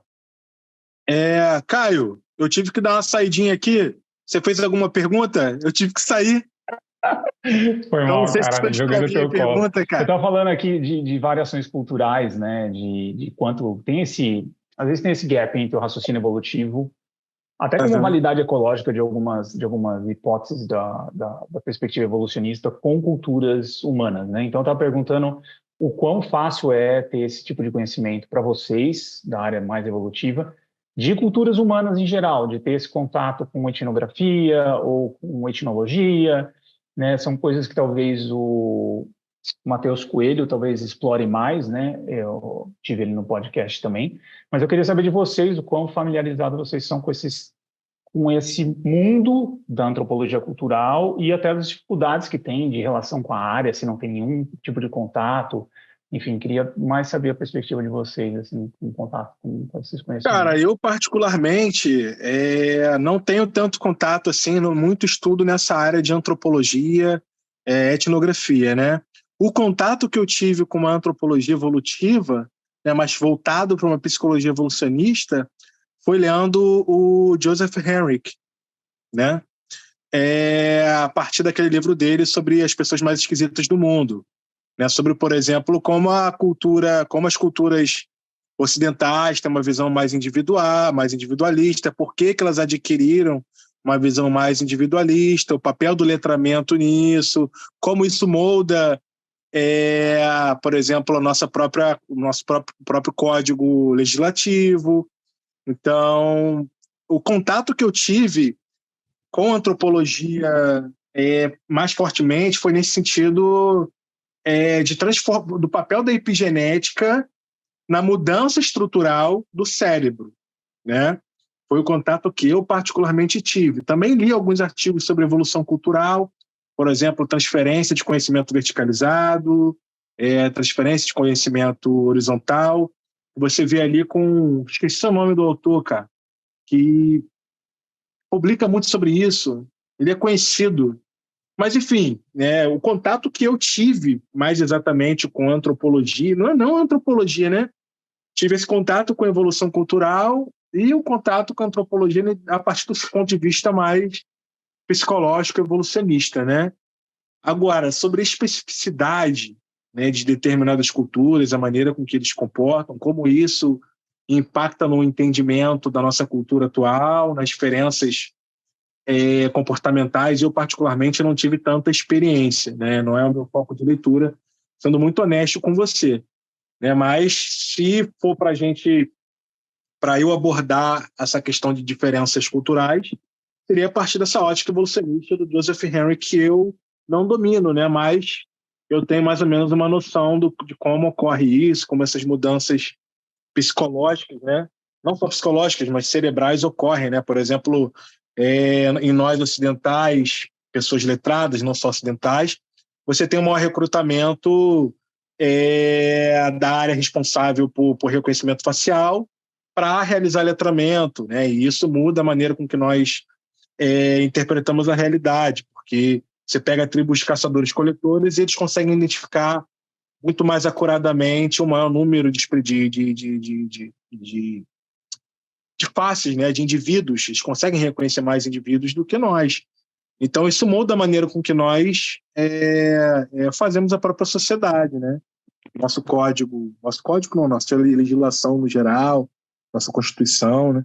Então, o contato que eu tive, Caio, infelizmente, digamos assim, foi mais nesse sentido, né? Não foi no sentido não foi muito forte, não foi muito que eu possa falar com propriedade sobre o assunto.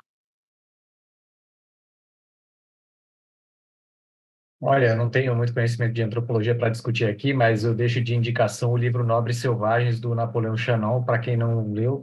Ele conta bastante os rolos da antropologia na Associação Americana lá durante toda a década de 70.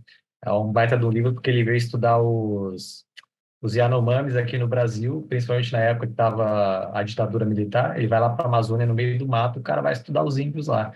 E aí as coisas que ele começa a descobrir, começa a dar umas tretas lá com o pessoal da antropologia, porque eles vinham com aquela ideia muito do bom selvagem, né? E aí ele começa a mostrar que as coisas não funcionam muito bem desse jeito. Ele não fala exatamente de evolução cultural, mas é interessante ver, porque ele vai pegar lá um povo aborígene e ver como é que eles viviam, como é que as coisas funcionavam mesmo. E ele conta principalmente da época que a Associação Americana de Antropologia queria tirar até o nome ciência da definição deles, porque eles queriam, tipo, evitar aquele tipo de conflito. Não sei se o Caio leu, porque ele fez a pergunta, talvez conheça o livro, já tenha lido, mas eu deixo eu conheço o livro e eu conheço toda a... Não cheguei a ler ele ainda. Enfim, nos últimos 2 anos está bem difícil ler qualquer coisa. Mas eu sei de todo toda a treta com o Shannon, enfim, com o debate em torno disso, enfim, até hoje tem isso, está longe de ser resolvido esse embate ou essa conexão entre biologia ou perspectiva evolucionista com antropologia cultural, assim, né? Mas é Tem um livro interessante muito esse legal também, Caio. debate. Provavelmente você já teve contato. O nome dele é Anatomia da Violência, né? Você provavelmente já teve contato com ele. E lá ele traz um pouco da relação, por exemplo, de falta de escassez de recursos, algumas populações que não vivem em sociedade, não vivem no nosso modo de vida, né, de industrial, e aparecimento de características antissociais, né, como violência, o próprio TPA, né, o transtorno de personalidade antissocial. Você vê uma prevalência maior, né, você vê um aparecimento maior de características psicológicas antissociais em algumas populações de caçadores-coletores que vivem em ambientes com menos recursos, com mais recursos. Olha que contraditório. Minto. E aí, ambientes com menos recursos, você tem maior cooperação, no sentido de apaziguamento de violência, porque você precisa pegar recurso, né? E aí não tem muito como você ficar violentão, querendo ir para cima dos outros, tacar porrada. Agora, numa população que você tem um recurso mais abundante, você tem mais brincadeiras envolvendo violência, porque, no final das contas, a galera vai conseguir o recurso necessário para se alimentar. Então, esse livro é bem interessante para quem tiver interesse, que ele aborda comportamento antissocial no geral, fala sobre genes envolvendo comportamento antissocial, e traz esses dados mais antropológicos, né, que eu acho que é mais voltados para a pergunta do Caio, né? Tocando um pouco nessa questão do Caio, eu acredito que hoje a dicotomia entre cultura e biologia já não é tão forte assim, até porque a maior parte dos modelos que trabalhamos na evolução cultural hoje adotam uma visão gene-cultura, então é coevolução gene-cultura.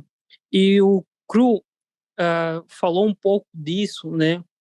Mas para evolução ocorrer é necessário que 3 pré-requisitos eles sejam atendidos, né?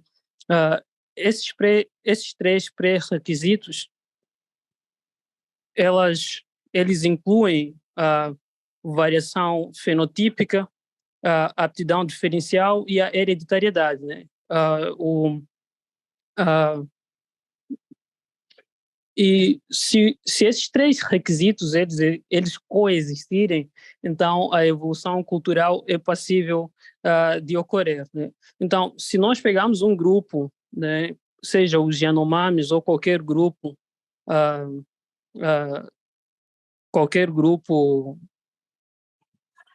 se nós pegarmos qualquer grupo e nós observamos eles, nós conseguimos notar que se eles, por exemplo, possuem uma determinada cultura, né, essa cultura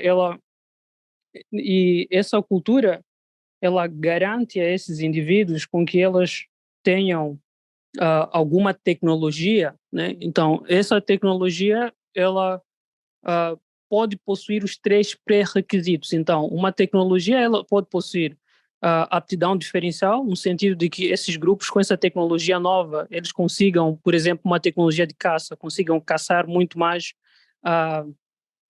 animais do que outros grupos, então ela possui essa aptidão diferencial, né? E se esse grupo possui essa tecnologia e os outros grupos não possuem, então esse grupo possui essa variação fenotípica.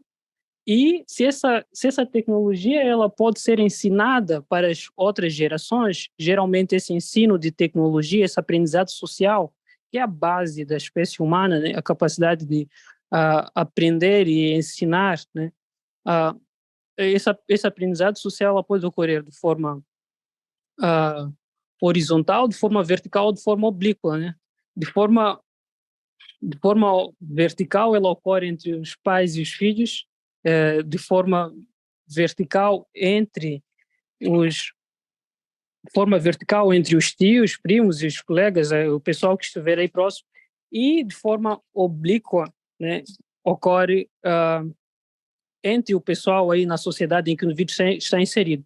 Então, se essa determinada tecnologia ela consegue ter esses três pré-requisitos, a evolução cultural ela é passível de ocorrer, né? Gente, deixa eu interromper a conversa, eu sei que o papo tá bom, mas eu tenho que ir. A gente passou do nosso tempo aqui, eu sei que é porque o papo tá bom, né? Então, isso é um ótimo sinal. Se alguém quiser pegar o anfitrião da sala, eu posso passar, se vocês quiserem continuar conversando, totalmente de boa. Se não, a gente encerra por aqui e continua o papo amanhã. E rapaziada, Pessoal, vocês até querem ficaria continuar batendo papo aí? eu até ficaria aqui, mas eu também vou ter que sair. Daqui a pouco eu tenho um EvoCast para fazer, então é uma pena, porque tá muito legal. Eu vou nessa também, galera. Mas apareça Venham. amanhã às 11, que dá para dar uma estendida nesse papo. Acho que o Celso vai até lá também, né? E eu acho que vale a pena a gente trocar mais ideia aí, enfim. Vale. Isso mesmo, gente. Amanhã, 11 da manhã, horário de Brasília, sessão Ciência Prática e Interdisciplinaridade. E às 2 da tarde, é horário de Brasília também, Crise de Sentido e Novas Visões para a Ciência Psicológica e Cognitiva. Então, apareçam, gente, para a gente continuar o papo. Foi maravilhoso ter vocês hoje. Quero mais eventos assim, porque é muito legal juntar toda essa galera e todos vocês contribuem assim lindamente. Valeu, pessoal. Obrigado, Márcio, pela oportunidade. Fiquem bem. Obrigada pelo convite, obrigada por terem assistido. Tchau. Tchau, tchau. Vou encerrar aqui, vai cortar todo mundo, viu?